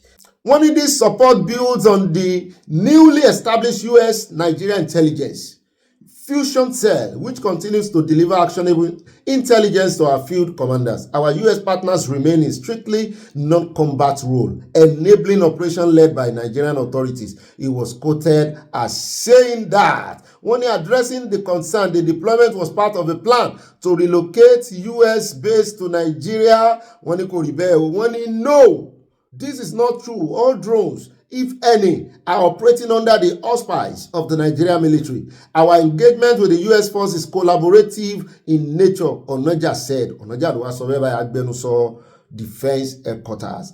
Wọ́n ló tún fi kún wípé that there have been no discussion regarding relocating any U.S. drone base to Nigeria. Wọ́n náà ní base in Nigeria. Níṣẹ́ kò wà ní dá kẹ́gbọ̀n láyè kan máa ṣe drone lọ́dọ̀ yín. No such discussion on the table. Nigerians will be informed when such action is going to be taken, he said. The Defense Headquarters had earlier on February 16, 2026 confirmed the deployment of about 100 US military personnel and equipment to Bauchi State. Wọ́n ní àwọn kò kọ̀ sábẹ́ equipment ní drone náà ara equipment ní. Wọ́n ní gbogbo àwọn ológun Amẹ́ríkà tó wá wọ́n ní their American personnel. Wọ́n ní their technical specialists deployed for training, intelligence sharing and advisory roles. Wípé àwọn gangan náà mọ̀ bí tí bàtà ti ń ta àwọn lẹ́sẹ̀. Wọ́n ní nídìí èyí, wọ́n ní ẹ má bẹ̀rù bí US bá deploy drones. Wọ́n ní ó yẹ kí inú ọmọ Nàìjíríà máa dùn náà ni. Ṣùgbọ́n wọ́n ní base tó ti ń ṣe drones. Wọ́n ní Nàìjíríà o. Àti wípé tán bá kó wá gan wọ́n wá fẹ́ fi train àwọn ọmọ ológun Nàìjíríà ní mo ní kí wá ló wá fariwo kí ló fa explanation tẹ́yìn náà give gan ṣé need àti mọ́ give explanation ni ṣé àwọn kan ń dẹ́rù báyìí ni. Ó dẹ̀ já kó bẹ́ẹ̀ já wá lọ sí ó dá níbẹ̀ ẹja fún ilé update lórí ogun Iran, Israel àti Amẹ́ríkà. Wọ́n ní Iran ju àdó olóró sí ibùdó ológun Amẹ́ríkà àti UK ní Diego Garcia ṣùgbọ́n kò wọlé. Wọ́n ní UK náà ti wá dúró déédéé báyìí o, wọ́n ti fọwọ́sowọ́pọ̀ pẹ̀lú Amẹ́ríkà. Iran tún ti ju àdó olóró sí ibùdó ológun orílẹ̀-èdè Amẹ́ríkà àti UK tó wà ní Diego Garcia. Ìwádìí tí àwọn oníròyìn ṣe ó fi múlẹ̀ wípé àdó olóró tí Iran ju ọ̀hún kò wọlé o. Ìkọlù ọ̀hún sì wáyé ṣáájú kí UK tó yọ̀ǹda Amẹ́ríkà láti lo ibùdó ológun rẹ̀ láti yin àdó olóró sí Iran. Ṣáájú nínú oṣù kẹta yìí ní UK fún Amẹ́ríkà ní ìyọ̀ǹda láti lo ibùdó ológun náà láti kọlù Iran. Wọ́n ní ilé ìlú mú kí Iran náà dojúkọ wọn. Bákan náà iléeṣẹ́ ọmọ ogun UK kò fi ìdí ìròyìn náà múlẹ̀, bẹ́ẹ̀ náà ni kò sọ wípé ìkọlù ọ̀hún kò wáyé ní Diego Garcia. Wọ́n ní wọ́n sọ nǹkan kan. Agbẹnusọ iléeṣẹ́ ọmọ ogun UK kan sọ nínú àtẹ̀jáde tó fi síta pé ìkọlù Iran jẹ́ ìdúnkokò mọ́ni fún orílẹ̀-èdè UK. Wọ́n ní bí Iran ṣe ń kọlù onírúurú káàkiri ẹkùn Middle East tí kò sì jẹ́ káwọn èèyàn máa gbé ọkọ̀ ojú omi kọjá gba agbègbè Strait of Hormuz. Wọ́n ló burú jáì, wọ́n ló burú jáì, wọ́n lélẹ̀ ló fà á tí àwọn fi gbọ́dọ̀ fọwọ́sowọ́pọ̀ pẹ̀lú Amẹ́ríkà. Wọ́n ló tiẹ̀ dá bẹ́ẹ̀. Wọ́n ní ṣùgbọ́n ìjọba Amẹ́ríkà látẹnu ààrẹ wọn Trump, wọ́n lòun fúnra rẹ̀ ó ti fún Iran ní warning wípé òun fún ẹ ní 48 hours. Mo ní àyàbá ń kà á, ó ní ọjọ́ méjì ni ọ̀gá mi. 24 hours make a day. Okay, ọjọ́ méjì ni ọ̀sán àtòru méjì. Ó ní bẹ́ẹ̀ ni. Wọ́n ní tí wọn ò bá sí ilẹ̀kùn Strait of Hormuz gbáyàwó, ó ní gbàdúgbàdú ó gba owó àgbàdo lọ́wọ́ wọn. Ní ìsìn tí kéde ti fọwọ́ kún àwọn, UK ti fọwọ́ kún wọn. Bó tiẹ̀ jẹ́ wípé àwọn ọmọ ológun Europe káàkiri wọn lọ́pọ̀lọpọ̀ wọn fọwọ́ kún wọn. Bẹ́ẹ̀ náà la tún gbọ́ wọn ní UK fúnra wọn náà ti deploy nuclear submarine armed with Tomahawk missiles to Arabian Sea. Láàrin gbogbo rògbòdìyàn náà ni wípé kí Iran tètè mọ̀ wípé ẹ̀yìn Amẹ́ríkà làwọn wà o. Àwọn rọra ń dẹjú tẹ́lẹ̀ ni ṣùgbọ́n ní ìsìn ẹ̀yìn Amẹ́ríkà àwọn ní agbára láti ti ilẹ̀kùn Strait of Hormuz. Nítorí ẹ̀ náà ṣe gbé submarine àwọn tó ní agbára láti ju Tomahawk missiles pé kán múra àwọn lẹ̀ o. Pé àràbà wọn kó túnra mú odò ń gbárìrì. Bẹ́ẹ̀ náà ni Iran náà lérí léka wípé kán kìlọ̀ fún brotherhood wọn o, àwọn méjèèjì o, pé ọwọ́ àwọn sì ránlẹ̀ gbogbo missiles àwọn tán rò pé àwọn ti ju àdó olóró sí, àwọn sì ní dẹ̀nkù missiles ńlẹ̀ o. Bẹ́ẹ̀ náà la gbọ́ wípé wọ́n jogún omi, wọ́n ju àdó olóró sí Israel náà ń dá padà. Owó bàbá Ìjẹ̀bú. Wọ́n ní the ultimatum made just a day after the US leader said he was considering winding down, tó sọ wípé òun fẹ́ parí ogun níbẹ̀, pé gbogbo tágẹ́ẹ̀tì àwọn àfojúsùn àwọn ń bẹ̀ àwọn ti mú sẹ́gbó táwọn fẹ́ bàjẹ́. Trump wrote on Truth Social that the US would hit and obliterate Iranian power plants, stating and starting with the biggest one first if Tehran did not fully reopen the strait within 48 hours. Monday, according to the time of his post. Wọ́n ní ṣùgbọ́n àwọn Iran náà wọ́n dá lóhùn. Wọ́n ní Foreign Minister Abbas Agachi said Tehran had imposed restriction only on vessels from countries involved in attacks against Iran and would assist others that stayed out of the conflict. Pé gbogbo àwọn tó bá fẹ́ gbé kọjá ń bẹ̀ yẹn tí wọ́n dá síjà yìí, wọ́n láwọn ní ẹ̀tọ́ láti kọjá, ṣùgbọ́n gbogbo àwọn countries tó ti dá sí wọ́n ní wọn bí mẹ́tàlá wọn dá. In response to Trump's threat, Iran's army said it will target energy, desalination infrastructure belonging to US and the regime in the region ní gbogbo Middle East. Trump's ultimatum Saturday landed hours after 2 Iranian missiles struck southern Israel, injuring more than 100 people in the most destructive attack since the war. Wọ́n ní ọwọ́ wọn dùn Israeli lẹ́nu ọjọ́ mẹ́ta yìí pé àdó olóró méjì tàn jù yìí. Wọ́n ní ó lé ní 100 èèyàn tó farapa yànnàyànnà. Wọ́n ní bíi 10 nù wọn sì rèé. Wọ́n ní wọn jàrá ayé wọn jìrò ọ̀run o. Israel Prime Minister Benjamin Netanyahu vowed to retaliate on all fronts. Àwa máa wo bóun náà ṣe retaliate torí wọ́n ní wọ́n ń fàbàrà kékeré gba ńlá ni ẹni tán ló ti kú tẹ́lẹ̀ náà ni ó wá ń dábí ẹ̀dùn tí ń rọ̀ bí òwe yìí. Ó dá o àríjù báyìí lọ nínú gbogbo update nípa ogun. Ká tó wá lọ sọ́dọ̀ arákùnrin tí ó sọ̀rọ̀ Sambisa, ẹ jẹ́ àkọ́kọ́ yà lọ́dọ̀ Sowore. Tí Sowore tó ti gahùn sókè wípé àní ìrìn àjò tí Tinubu rìn vice versa ló yẹ kó jẹ́, orílẹ̀-èdè UK ló yẹ kó wá sí Nàìjíríà. àti wípé àwọn tó ń bú òun wípé òun máa ń lulẹ̀ tóun bá ti gbégbá àdìbò fún ààrẹ Nàìjíríà wípé àwọn gangan náà jẹ́ kóun rógòlò wípé ó dìgbà táwọn ọmọ Nàìjíríà fúnra wọn tán bá wake up from their slumber tán rí wípé ìjà wọn lòun já ikú wọn lòun kú lọ àwẹ̀ wọn lòun gbà lòun fojoojúmọ́ gbà pé ìgbà náà máa tó mọ aninilára wọn yàtọ̀ sí olùgbàlà wọn pé olùgbàlà ló ń jẹ́ fún Nàìjíríà. Mo ní Sowore àwọn èèyàn ò rí capability bó o lè rúùlù Nàìjíríà àbó o lè ṣèjọ́ o lè sùn lórí orílẹ̀-èdè Nàìjíríà lára rẹ̀ gbogbo tán rí lára rẹ̀ tán lè lù ọ́ fún gbogbo tó wúlò fún lọ́wọ́ wọn náà ni pé kó wá lead protest wọ́n bá sì ti lead ẹ̀ tán láàrin ọjọ́ 2 sí 3 àwọn ò wọlé padà eléyìí tó lọ lead l'Anambra àbíbo ló lọ lẹ́nu ọjọ́ 7 ní Abia kí làtúbọ̀ tán rẹ̀ ṣùgbọ́n ní àwọn ọmọ Nàìjíríà náà ni wọ́n jẹ́ kán rí value gbogbo protest tó mọ̀ lé káàdì gbogbo wọn máa ń ya síta ni mo ní wọn àbọ̀ ti ya síta tẹ̀lé ọ ni wọ́n máa ń yàn lórí agbágbé náà ni gbáà Sowore orí agbágbé náà ti máa ń yàn ìwọ náà rí ṣiṣẹ́ ọ̀nà tó ń gbà lu irin ní 3 years ago tó fi ọ̀nà tó ń gbà tó fi ń fèèlì náà ló sì ń gbà mọ́ àtáàkì àwọn everybody ìwọ nìkan ló mọ́ ẹ bá ń tẹ̀sí ẹja gbọ́rọ̀ lẹ́nu ẹ bá padà dé káyà ní Òzòrò. Fine by what the oppression threw at me. If they want to be civil, I'm available. But if they want to be roughnecks, we have to. But they don't see you as ever been civil. They think you have never been civil with the manner in which you approach things. If I wasn't civil, they know what uncivil people do, right? And they have had to deal with people who are not civil. You know, the militants, the people who are known as Islamic militants, Niger Delta militants, and others who have taken the route of violence, absolute violence, known to them. So that have chosen that path of non-violence from the beginning.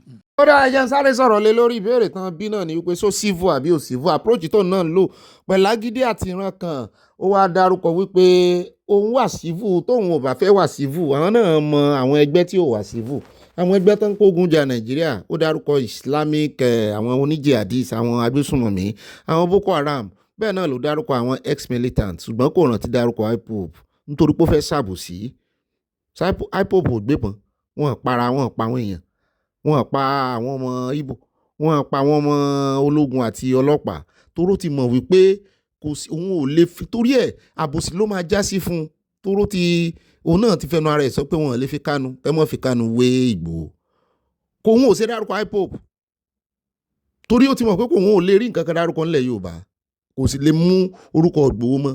ṣùgbọ́n ibi láti mọ tí ó ń bí Sowore gangan nú pàápàá jùlọ ó wà personal tẹ́ bá gbọ́ personality olódò dẹ gangan ní Sowore ní problem pẹ̀lú nítorí ẹ̀ gbogbo ẹni tó bá ti align mọ́ mọ́ ìṣèjọba olódò dẹ kódà kẹ́ni yẹn fẹ́ dọ́gbọ́n gbà nǹkan lọ́wọ́ olódò dẹ tó bá ti gbà fún olódò dẹ Sowore máa attack ẹni tán ó lóun láwọn fact kan lọ́wọ́ ó sì ní kò rí kán mọ́ fi àlẹ́ jẹ́lì sí. ẹ jẹ́ àgbọ̀n tó fẹ́ sọ nípa ọ̀rọ̀ olódòdẹ ó ní wọ́n ti convict olódòdẹ ní ìlú òyìnbó torí ẹ̀ náà ṣe gba àwọn proceed owó oògùn olóró Sowore ló fẹnu ara rẹ̀ sọ ó sì ní àwọn dọ́kúmẹ́ǹtì kan tó ní í ṣe nípa rẹ̀ wà ní Nàìjíríà náà ní Supreme Court bó ti jẹ́ wípé ṣéun bá jiyàn wípé allegedly ni wọ́n fẹ̀sùn kan ni ó ní rárá ó ní in fact olódòdẹ wọ́n ń jà takuntakun fitafita lọ́wọ́ láti má jẹ́ kí ilé ẹjọ́ kan ní Amẹ́ríkà kan reveal gbogbo past dealings wọn. Don't forget, after I spoke truthfully about the president's criminal behavior, the allegations you are throwing it's on record. You know, no, but it's still in the realm of allegation. It's not the realm of allegation. It is. It's in court. Since when? It's in the realm of allegation. Since when the drug dealing become, you know, the one that has been prosecuted internationally. Since when it became a realm of allegation? When you are caught selling drugs, you have the proceeds in your account.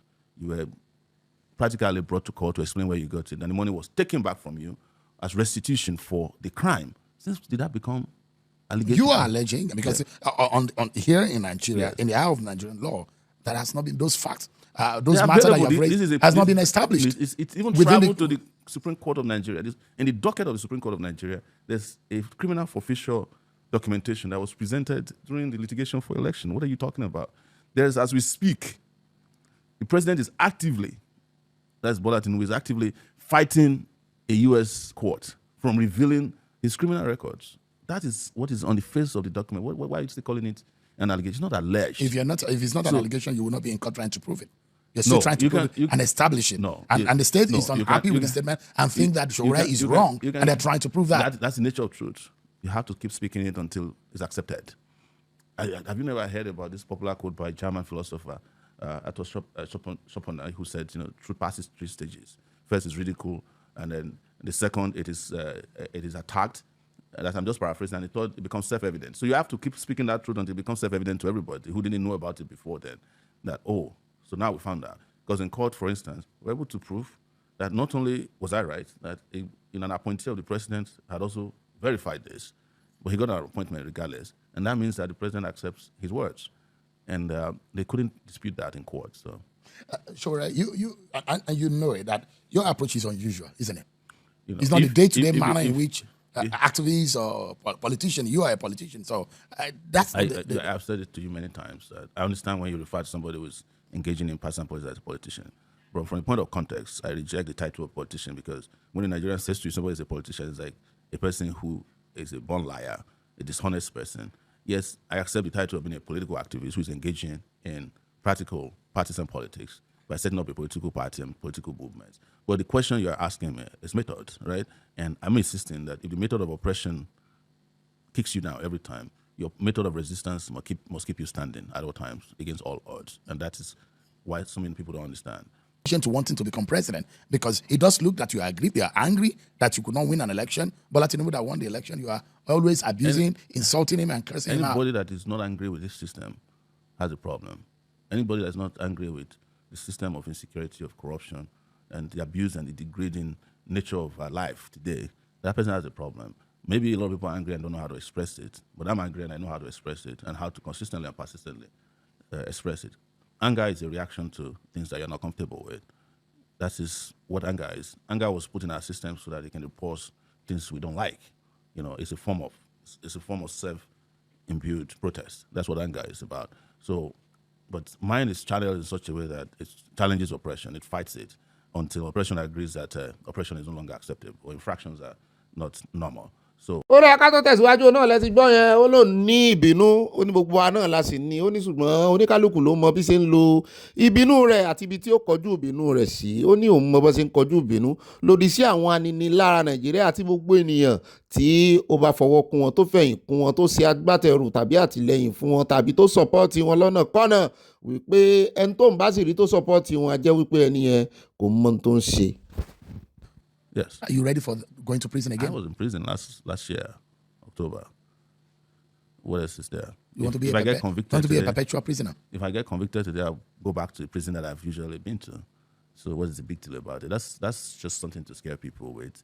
I'm not afraid to go to prison. I've been going to prison since I was 19 years old in the University of Lagos. When I say prison, detention, right? Because it's about denying me my freedom to freely move. It's a form of restriction. So that's what imprisonment is. I spent 5 months in solitary confinement in 2019. It didn't change anything. This whole idea is you want to be president of Nigeria. No. Once you become president of Nigeria, you are okay. Your agenda is done. If I become president of Nigeria, it's part of what will bring my own agenda and its fulfillment and practical application to use. If I'm president today, and I'm telling you this so you can hear it, and I feel in these areas that I promised I would deliver, I will be harder on myself than anybody could be hard on me. And I'll resign. I will probably be the first president in Nigeria who said, look, I failed you. I'm sorry. Goodbye. And I hope you forgive me. Yeah. I'm staying in Nigeria by court order because this is my passport. That's why I stay in Nigeria. But I have also come to realize that we need to be more in Nigeria than elsewhere because this is home. What next?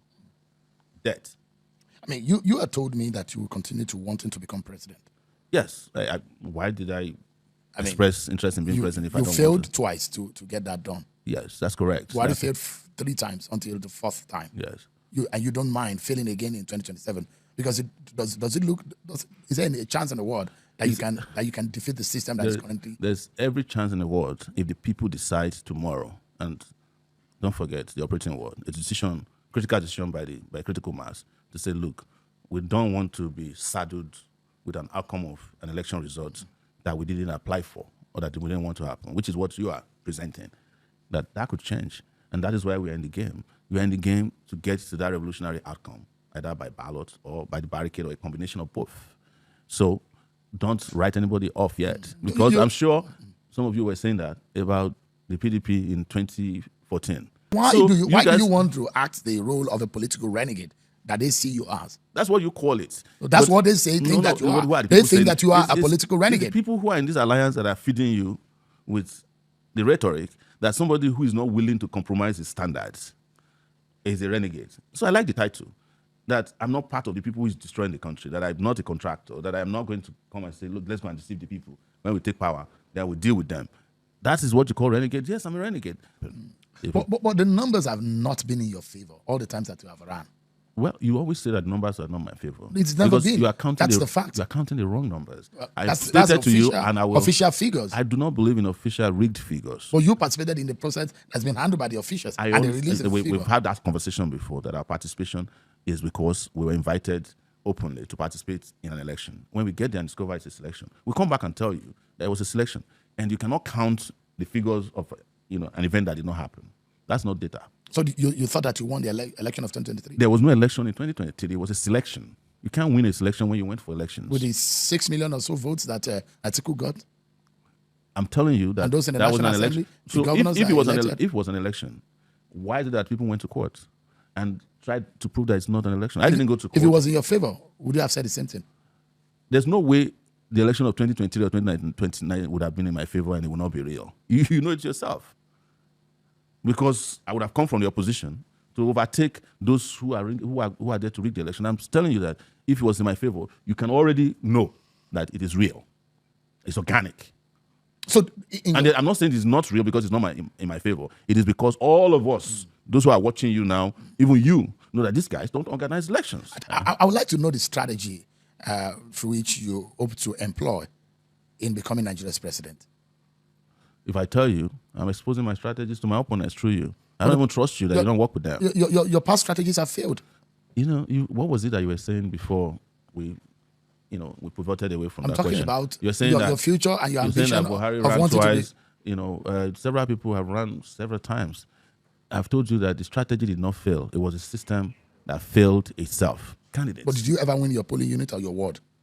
Did you? I've told you that stop asking me questions about the where question I won is that or a didn't politician win. who is not able to prove his mettle in an election by winning a local government or a ward or his own polling unit is not deemed as popular enough to run in an election or to win an election. If I win my polling unit, does that win the country for me? No. Have you not had candidates? What does it show? No. Does it not show that because I've won my polling, but that's not the issue. I'm telling you that Obasanjo has never mostly won his polling units before. Osinbajo, under Buhari, did not win his polling unit. Did you know that? But they won the national election. But what I'm saying is that even if I win my polling unit and your elections have been rigged, during collation, you change the numbers. How do I get to win a polling unit when during collation the numbers are altered?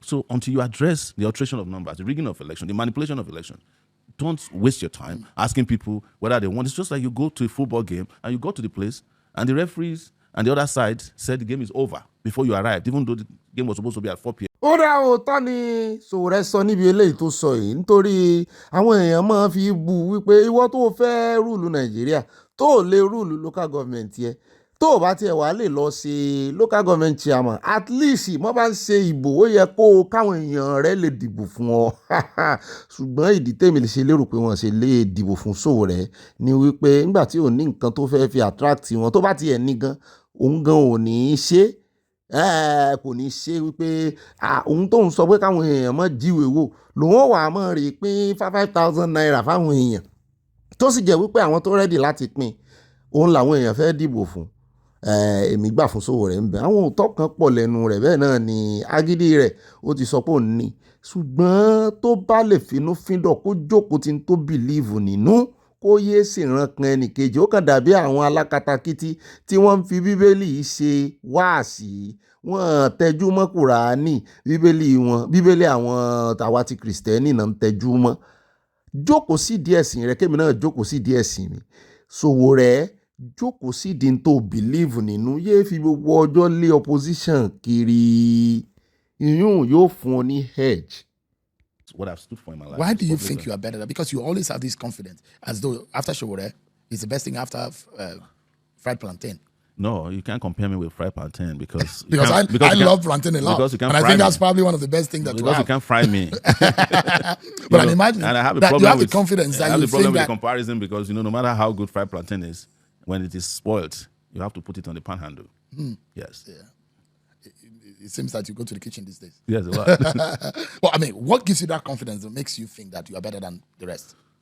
It's because I have antecedent, I have history, and I present it to you so that you can judge me against my past, my present, my utterances, and my personal values. What is a historic visit of the president to the United Kingdom? That is since about 37 years or so, the very first time that any Nigerian leader will be hosted in a state visit to the United Kingdom. So visiting the United Kingdom is now historic.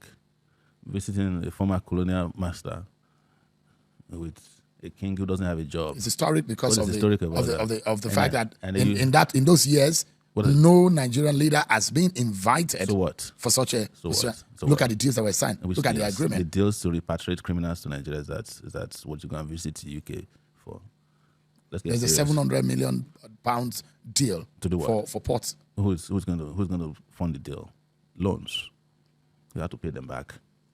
If you manage this country, I've said it and I'll repeat it again. If we had managed Nigeria properly since 1960, when we got our so-called independence, it is the king that will be coming to pay us historic visits, not us, that will be going to the king. Why do you think the president of the US go to Saudi Arabia, almost without exception? It's because they are doing well. And when they go there, they will tell you, the US, the biggest or so-called biggest economy in the world, will say, we paid a historic visit to the kingdom of Saudi Arabia because Saudi Arabia has what it takes to make their place called. So you don't value that relationship. You don't value the handshake. We just throw words around. The Pope will come here, you call it historic visit. Every person that comes around Nigeria will just say historic visit. We go to the Pope, we say it's historic. What is historic about visiting another country just because you don't have anything to offer your own country? Nothing. Ó dá ẹ̀rí pa àfilá balẹ̀ kò sọ̀rọ̀ náà lẹ́ti gbọ́ yẹn o, agídí náà ni agídí inú ó sì ní bẹ́yẹn ṣe máa apply gbogbo ń tọ́lọ́ ń bá fún yẹn agídí kì í ṣe pagídí ò dáa ó níbi téèyàn ti lè máa apply ẹ̀ ṣùgbọ́n gbogbo ìgbà kan lọ́mọ fagídí ṣe gbogbo ẹ̀ gbogbo ìgbà kan lọ́mọ fagídí ṣe gbogbo ẹ̀ ṣé ìwọ ló wá mọ́jú ìwọ ni áńgẹ́lì ewé ò jẹ́ kọ́ mọ́ mi dàgbà ó dà yóò sojú wa o. Èmi ò rò pé àwọn èèyàn lè dìbò fún Sowore àmọ́ òwò yóò ní ògbégbá dìbò ní inú ẹgbẹ́ òṣèlú tó dálẹ̀ bóyá a sì lè sọ Peter Obi lè lọ join yẹn. Ó dá ẹjá sáré fún update lórí àṣemọ́ṣe tó ṣẹlẹ̀ ní Òzòrò wọ́n ní àwọn ọlọ́pàá ti arrest àwọn 11 ẹ kọ́kọ́ bá tẹ̀sí ká gbọ́n tí ọ̀gá ọlọ́pàá CP wọ́n sọ ká tó wá padà sọ́dọ̀ Bàdájídé ó ti tọ́jú náà sọ̀rọ̀. I deployed operatives of the CP Special Assignment Chief to conduct a thorough review and analysis of the available video evidence with the aim of identifying and apprehending further suspects. This effort yielded the arrest of 11 additional individuals. I wish to assure the good people of Delta State that the Nigerian Police Force remains fully committed to ensuring that every person implicated in these reprehensible acts is identified, arrested, and prosecuted. The Nigerian Police Force maintains a zero-tolerance policy toward all forms of sexual and gender-based violence. I assure the public that no individual, regardless of status, influence, or background, will be shielded from the full weight of the law. Ó dáa náà lẹ́ti gbọ́ tí ọlọ́pàá sọ ẹ̀sùn ẹ̀rù ń ba àwọn èèyàn àti àwọn abiyamọ pé kán mọ́ pa àwọn èèyàn mọ́ rógá o àwọn ọmọ báwọn ọlọ́pàá ṣe máa ń ṣe o torí wọ́n á fẹ́ jáde láti wá sọ jẹ́ káwọn èèyàn rí wípé àwọn ṣiṣẹ́ takuntakun tó yẹ kán ṣe láti dóòlà preventive measure náà máa ń ṣe mo ní preventive measure proactive measure tó yẹ kán ṣe wọ́n ní ṣe o lẹ́yìn ìgbà tí nǹkan bá ti ṣẹlẹ̀ náà wá máa reactive measure lọ́lọ́pàá Nàìjíríà mọ̀ sí wọ́n gùdù mẹ́ wọ́n gùdù nínú reactive measure n tó ń jẹ́ proactive àti preventive wọ́n ní aroma starting aroma finishing náà ni àwọn á ní wọ́n ń ta àbùkù àwọn oníṣẹ̀ṣe náà o à ń bọ̀ àgbọ̀ lẹ́nu Bàdájídé nísìn wọ́n ní wọ́n kó gba àwọn oníṣẹ̀ṣe pọ̀ pé àṣejù tí náà pọ̀ o festival ẹ̀ ń sọ̀rọ̀ oro kóbìnrin mọ́ jáde lélẹ̀ yìí òun ló wà káàkiri ilẹ̀ Yorùbá náà o ṣùgbọ́n mi ò gbọ́ bí tí wọ́n ti ajá kí ẹ̀rí o wọ́n máa ń sọ̀rọ̀ ní Ìkòròdú gan-an àwọn èèyàn náà sì máa bínú tí máa bí àwọn mùsùlùmí nú rè wípé bó lẹ́sìn tí ò sí nínú kíní ẹ̀ ń bú àwọn wípé sàríà kò sí nínú òfin Nàìjíríà. Ṣé orò náà wà nínú òfin Nàìjíríà ni?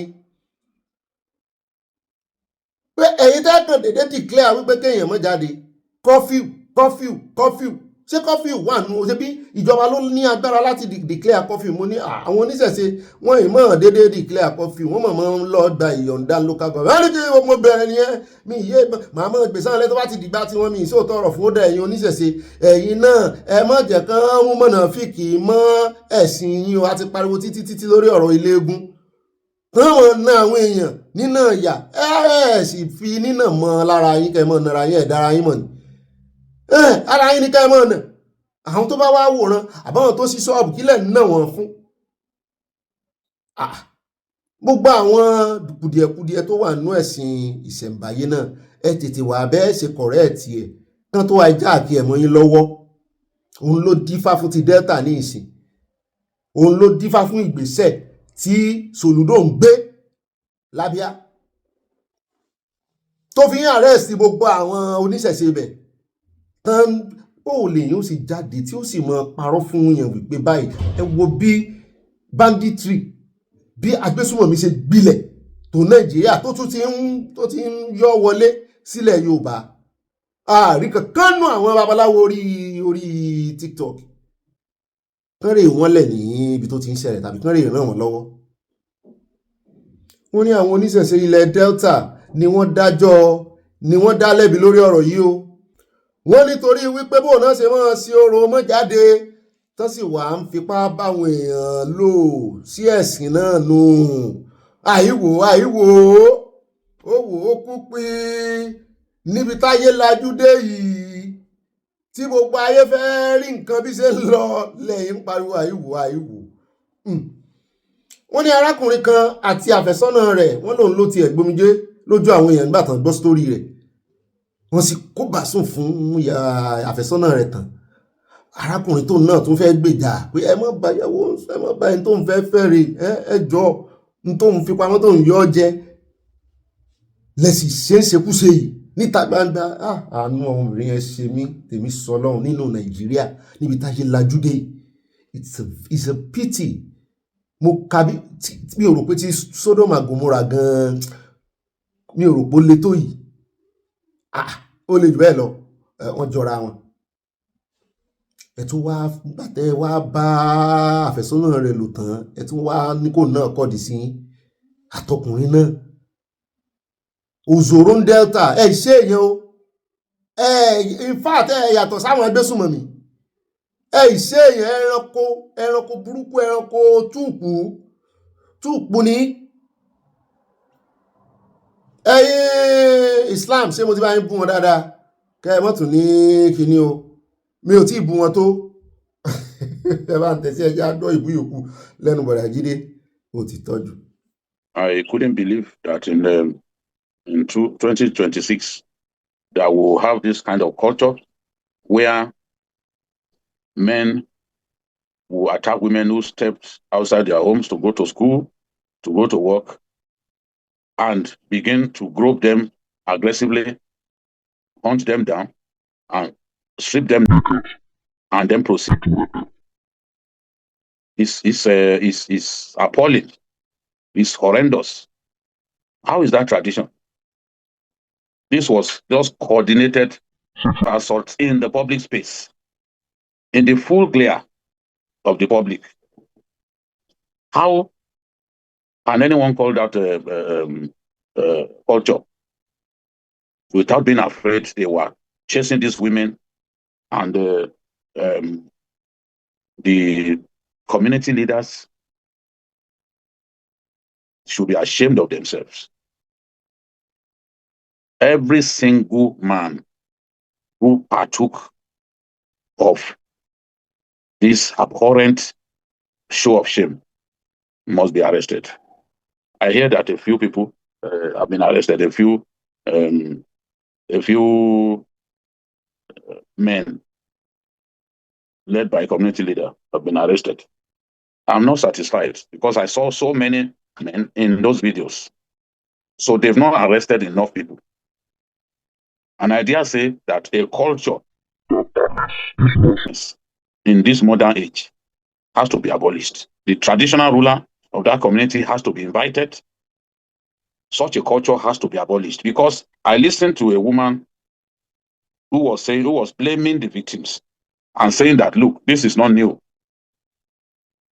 that women should have stayed indoors, which means that there is a history of assaulting women. They are having this tradition, they are having this, celebrating this festival. That's somebody's wife. That's somebody's sister. Where has their conscience gone? That you can even do it in the open? Àwọn mi ò fẹ́ ká pẹ́ lọ́dọ̀ Bàràjídé, ẹranko pọ̀ Nàìjíríà. Àwọn kan ṣé ẹ rí tàwọn tó hùwà ìkà yẹn díẹ̀ ni o. Ṣé ẹ rí àwọn tó wá tún ń gbèsè kínní ẹ̀ lẹ́yìn tó já àwọn abiyamọ àti ẹlẹ́pọ̀n lábiyamọ àwọn abiyagba. Aláwọ̀ fídíò kan jáde níbi tí arábìnrin kan ọ̀dọ́ ni mo ṣe gbóhùn rẹ̀, ohùn rẹ̀ mo mọ̀ pé ọ̀dọ́ ni ẹni tó ń sọ̀rọ̀. Lóun náà ń sọ wípé wọ́n ṣe fàdíyà fún wọn, kinní kan mo ní tó bá jẹ́wọ́ náà ṣerú ẹ̀ fún kọ́. Ẹ wá wo bí wọ́n ṣe ń ṣe kinní kan ọ̀pọ̀lọpọ̀ wọn orí fídíò orí íńtánẹ́ẹ̀tì, orí Facebook, ọ̀pọ̀lọpọ̀ wọn ṣe fídíò tán post ẹ máa mú wọn through Facebook. Mi ò mọ̀ ìgbà táwọn ọmọ Gen Z wá báyé jẹ́ tó yẹ pé ẹ̀mí ò tiẹ̀ jọ wọ́n lójú, ìṣekúṣe ò jọ wọ́n lójú, òṣì ò jọ wọ́n lójú. Tẹ́ bá tiẹ̀ wá ń ṣe tó jẹ́ wípé ẹni tó fẹ́ bá ṣe àtiwọ́n tó fẹ́ ṣe náà kò sí ọ̀rọ̀ páńbẹ̀, kò sí lórí TikTok wọ́n bára wọn sùn nísìn. Tán mọ̀ ṣe kínní ní orí TikTok wọn kàn ní Sowore wo sand láńdẹ̀ ẹ mọ̀ gbọ́ wo sand wọ́n ṣe ń ṣe sand lẹ́mọ̀ wo bí ìkan tí ẹ̀ wà tí mo jálù níjọ́ wò nínú bedroom ẹsẹ̀ rẹ̀ báyìí ó kására ògiri kò sóòyòkù arẹ́sẹ̀ rẹ̀ ìgbòyà láró mi ti ń fọ́n jáde àwọn tó mi ti ń fọ́n jáde nísà ń ṣe gbogbo pọ̀pọ̀pọ̀pọ̀pọ̀ gbogbo òsì tán mọ́ ṣe hàn. Ayé àwọn ọmọ sí nù, ayé wọn nù, ọ̀pọ̀lọpọ̀ wọn sì ní àrùn kò gbóògùn lára. A ní gbogbo àwọn chief wọn, àwọn baálẹ̀ wọn níbẹ̀ wọ́n ní wọ́n tún sọ pé kò sí ní tó jọ pé kò sí èèyàn kankan tó ń fipá bá lò pọ̀ lọ́n baálẹ̀ wọn gbogbo wọn ló yẹ kán pátápátá porogodo búlẹ̀ sí mọ́ gbèsè ìdálẹ́yìn lẹ́yìn tó yẹ kẹ́ ẹ kéde káàkiri wí gbogbo ẹni tó bá mọ èèyàn tó ṣerú ẹ̀ kán tì wọ́n bóde kán jẹ ìyà kán jẹwé yá. Ẹ ti bà orúkọ ìlú yín jẹ́ forever, ó sì kó bá ìpínlẹ̀ Delta torí àwa ò gbóṣì rí pé wọ́n ń ṣerú òsì tẹ́lẹ̀. Àwọn náà ní ibo ni Delta wà náà, wọ́n lápá kan wà nílẹ̀ Ìgbò, apá kan wà ní Niger Delta. Kí ẹni tó ń ṣe olórí lórí ìlú náà wọ́n jáde wípé kò sí ní tó jọ jàre ẹ wá ń wọ excuse ẹ̀ ń wá tamọ́ tó bá jọmọ yín náà fipá bá lò pọ̀ nǹkan. Ṣùgbọ́n gbogbo wọn lápapọ̀ èmi ò rí kankan búnú wọn o. Àwọn olórí tí wọ́n fi òfin múlẹ̀ nígbà tó fi òṣìṣẹ́ impunity káàkiri ní òfin oríṣiríṣi, òfin ẹ̀sìn wá supersede òfin orílẹ̀-èdè Nàìjíríà ẹlẹ́ǹso ẹ̀ ń ṣe festival ẹ̀ ń sọ̀rọ̀ ẹ̀ ń ṣe tradition. Kò sì ní í yẹ gbogbo ẹ̀yin oní tradition sọnù yìí. Ní Delta yẹn wọ́n mọ̀ pé kò lè ṣírò ẹ̀ ńlẹ̀ Yorùbá, wọ́n ń ṣerú nǹkan báyìí ńlẹ̀ Yorùbá. Ilẹ̀ Yorùbá àbí bò wá ni mo represent yín dáadáa, wọ́n ń ṣerú àwa ìsọ máa lè a níyì ńlẹ̀ Yorùbá. Ọdún tó ti ń ṣe eégún náà àwọn kàn mọ́ nara wọn náà ni ẹ lè gbọ́ pé wọ́n fipá báwọn èèyàn lò pọ̀ sí báyìí. Mi ò gbọ́rí ńlẹ̀ Yorùbá ń tèmi o. Ìdí tí mo sì fẹ́ máa tẹnu mọ́ rẹ̀ wípé tó bá even àwọn mùsùlùmí tilẹ̀ Yorùbá alálàáfíà gbogbo wọn mọ̀ sọ àwọn ọmọ àlẹ́ alákatakítí tán fẹ́ wá dalẹ̀ Yorùbá rú àwọn náà wọ́n ṣàríyànjiyàn. Ọmọ ọkọ ní gbogbo mùsùlùmí tó wà nílẹ̀ Yorùbá, ọmọ ọkọ alálàáfíà ìfáàtà àlàáfíà lẹ̀ Yorùbá lórun ẹ̀sìn yẹn mọ̀ sọ dáadáa. Ó náà láti bí ọ̀yẹ́ ẹja sọ̀rọ̀ síbi tọ́rọ̀ wà gbogbo tí ò bá dá nínú ẹ̀sìn ẹ jẹ́ kó ní kálukú padà sílé káre ìtúnbẹ̀ṣe pàápàá jùlọ ìṣẹ̀ṣe agbára wọn gun àwọn kan, ìṣẹ̀ṣe agbára wà ń bẹ lóòótọ́, ẹlòmíì jogún ìwé ògùn, ẹlòmíì mọ bá ṣe ń pọwọ́ dà bá ṣe ń mú kan bá ṣe ń mú kan mọ́kan tí ó sì dódidi. Wọ́n wà máa fi ní àwọn èèyàn lára,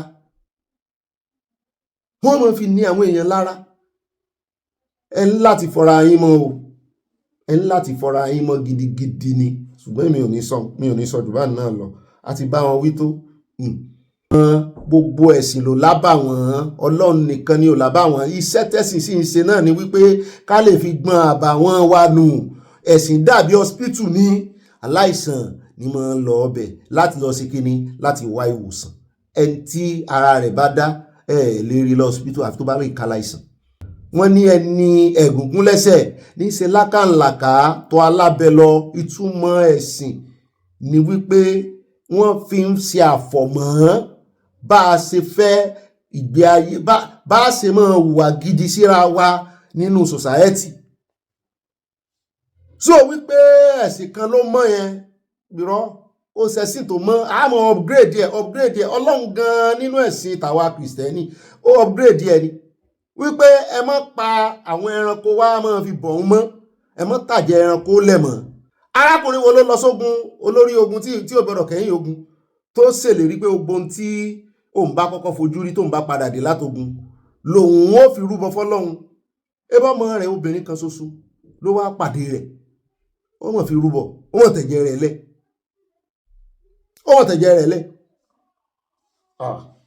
So nídìí èyí Ọlọ́run ní ẹ má tàjẹ̀ èèyàn kankan lẹ̀, ẹ sì má ta ẹ̀jẹ̀ ẹranko lẹ̀, ó ti ẹ̀jẹ̀ pé ẹranko náà fi ń rúbọ ọdún nígbà náà, ẹ má tàjẹ̀ ẹranko lẹ̀ fún mọ́. Òun ti fi ọmọ òun ti fi ṣe ìràpadà. Ṣé kìí ṣe upgrade nìyẹn?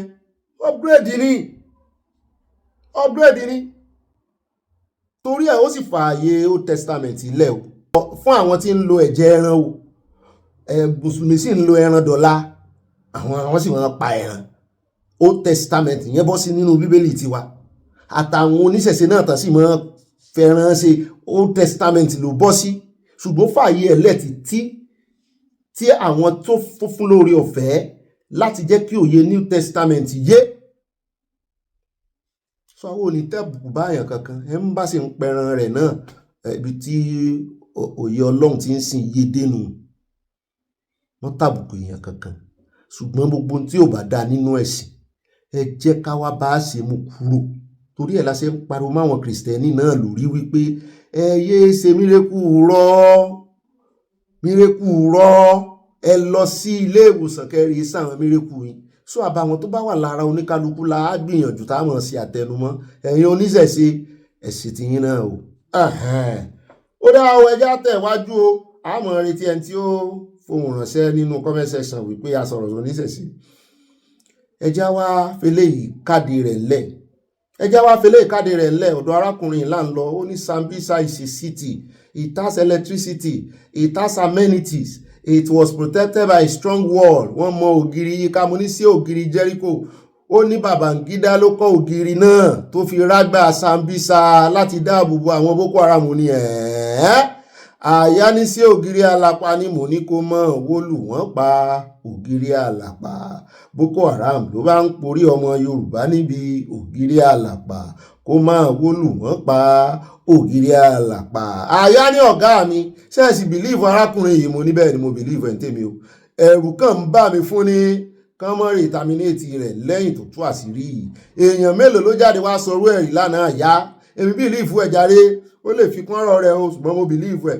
Èmi náà mo máa ń wo Sambisa bíi pé inú forest ńlá kan, inú ibi tán ń pè ní game forest táwọn ẹranko abàmì wà.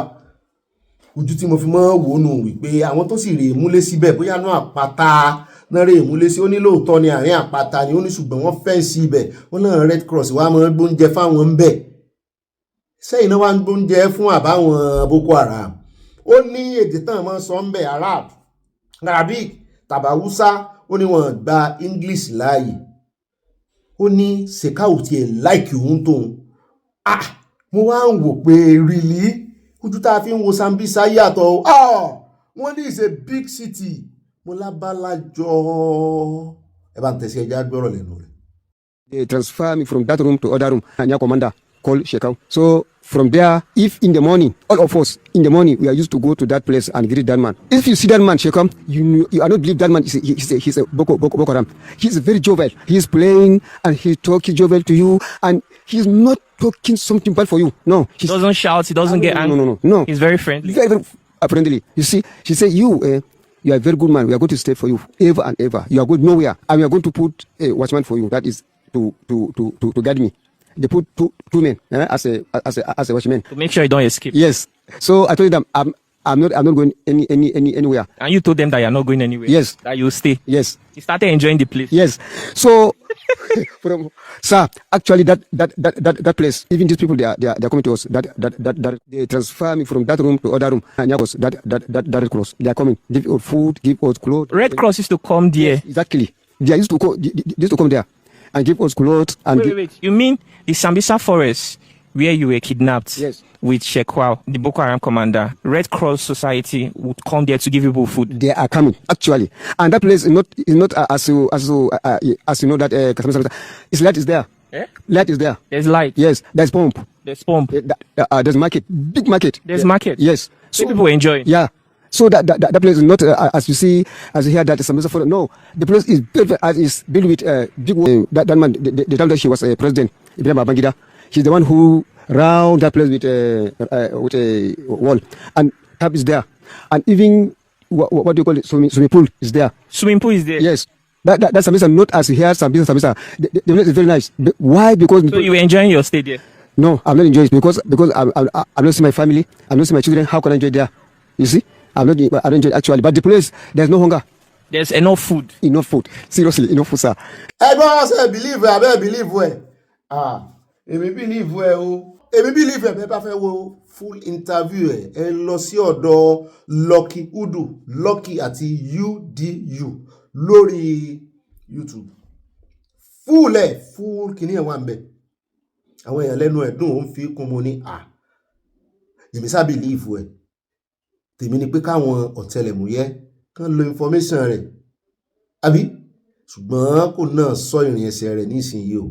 Àṣírí tó tú yẹn tó tún tú dé ọ̀dọ̀ Babangida torí ẹ̀ Sábàtà kan ló sọ wípé àbí Babangida náà ló sọ wípé tí terrorism tó bá ti kọjá 48 hours àbí 24 hours ló pé kẹ́ ti mọ̀ pé ìjọba lọ́wọ́ sí àṣé kòkòrò tí ń jẹ̀fọ́ ara ẹ̀fọ́ ló wà.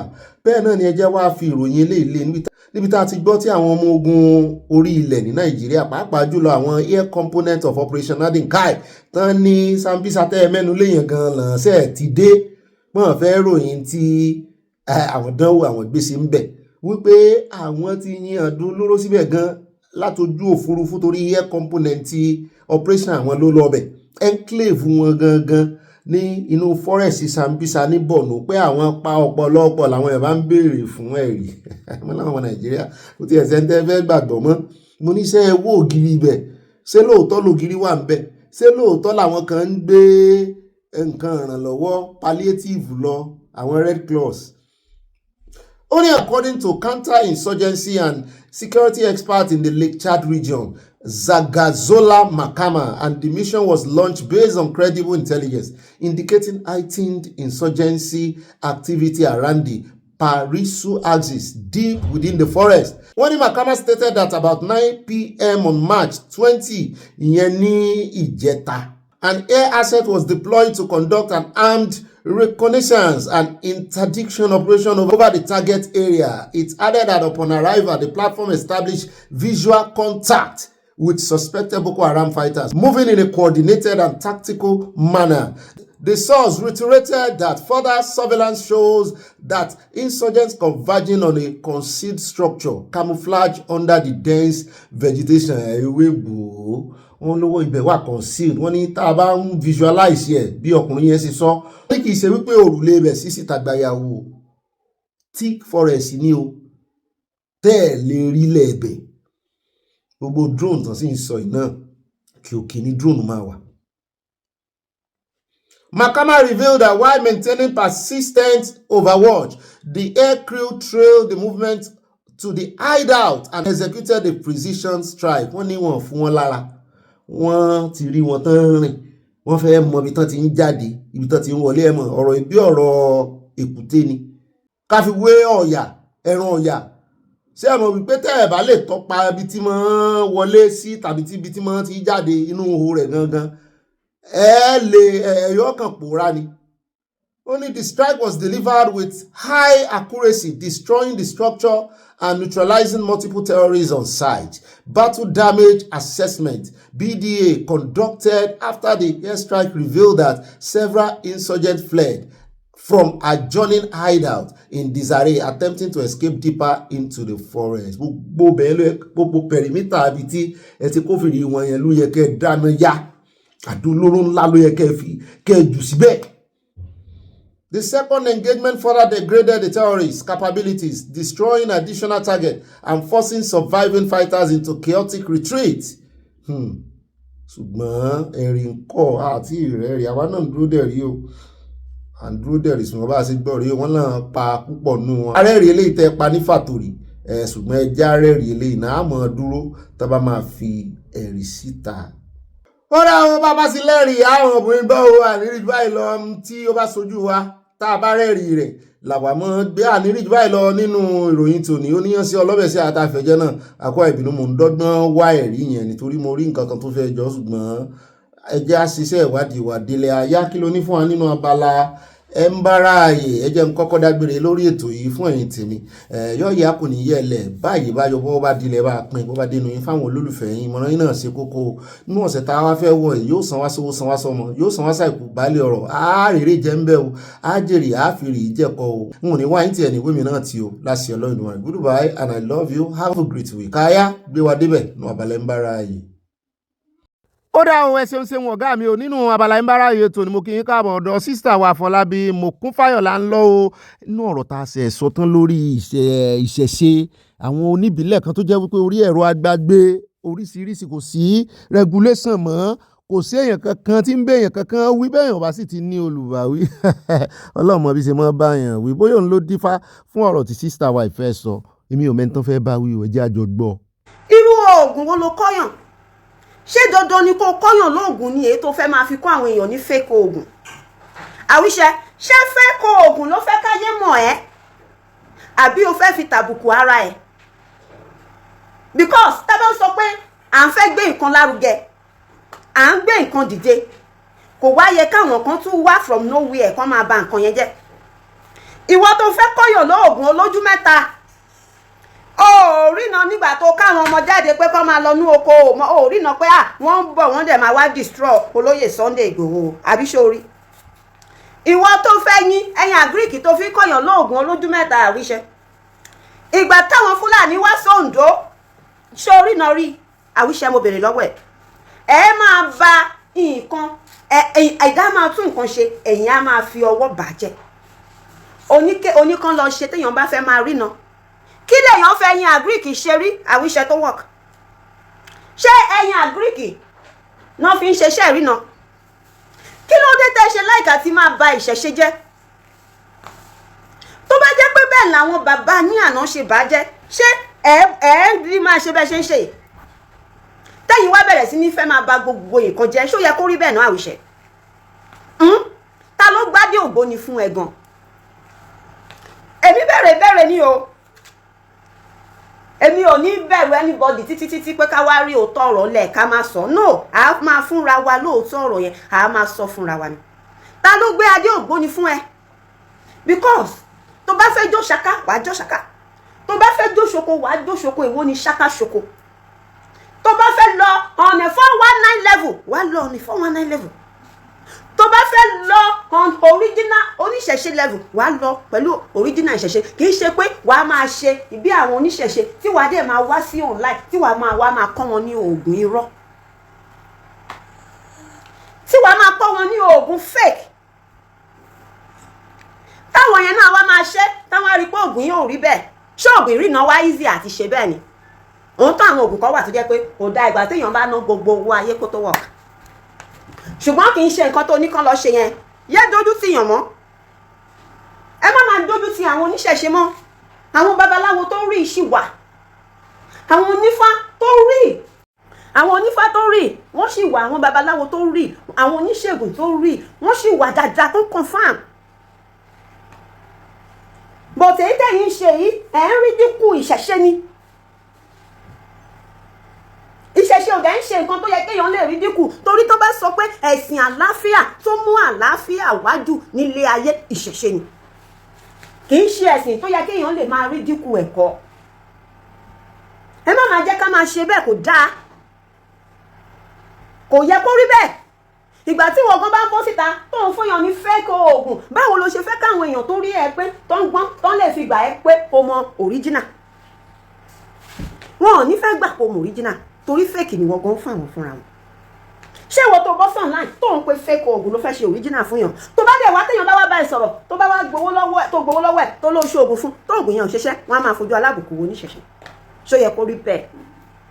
Àwíṣẹ́ Ògbóni, ṣó yẹ kó rí bẹ́ẹ̀? Anybody ló lè ṣògbóni. Ògbóni yìí kò ń ṣògbóni, kò sọ fún wa pé o ti dolóògùn, oríṣiríṣi ẹgbẹ́ ló wà. Ipò jẹ́ àwọ̀ pagan kò sọ fún wa pé o ti dolóògùn gbogbo ayé. Anybody ló lè ṣògbóni. Níbi tó dúró adé igan tó bá lówó ẹ̀dá ni o lè ṣògbóni. Òun tó babaláwo ló ládé. Ifá ló ládé. Àwọn onífá, àwọn gọgọgọ lẹni tó kọ́kọ́ ládé lákọ̀ọ́kọ́ number 1. Òun ló ṣe rí ẹ̀ tẹ́lẹ̀ rí onífá gidi tádọ̀bálẹ̀ fún kábíyèsí. Ẹ lè rí onífá gidi kó nà gbalaja fún kábíyèsí. Ẹ lè rí onífá gidi kó dárúgbọ̀n sí. Àwọn ìyàtọ̀ wà. Ẹ yé bà ìṣẹ̀ṣe lójú jẹ́ mọ́, ẹ yé bà ìṣẹ̀ṣe lójú jẹ́ mọ́, ẹ yé bà ìṣẹ̀ṣe lójú jẹ́ mọ́.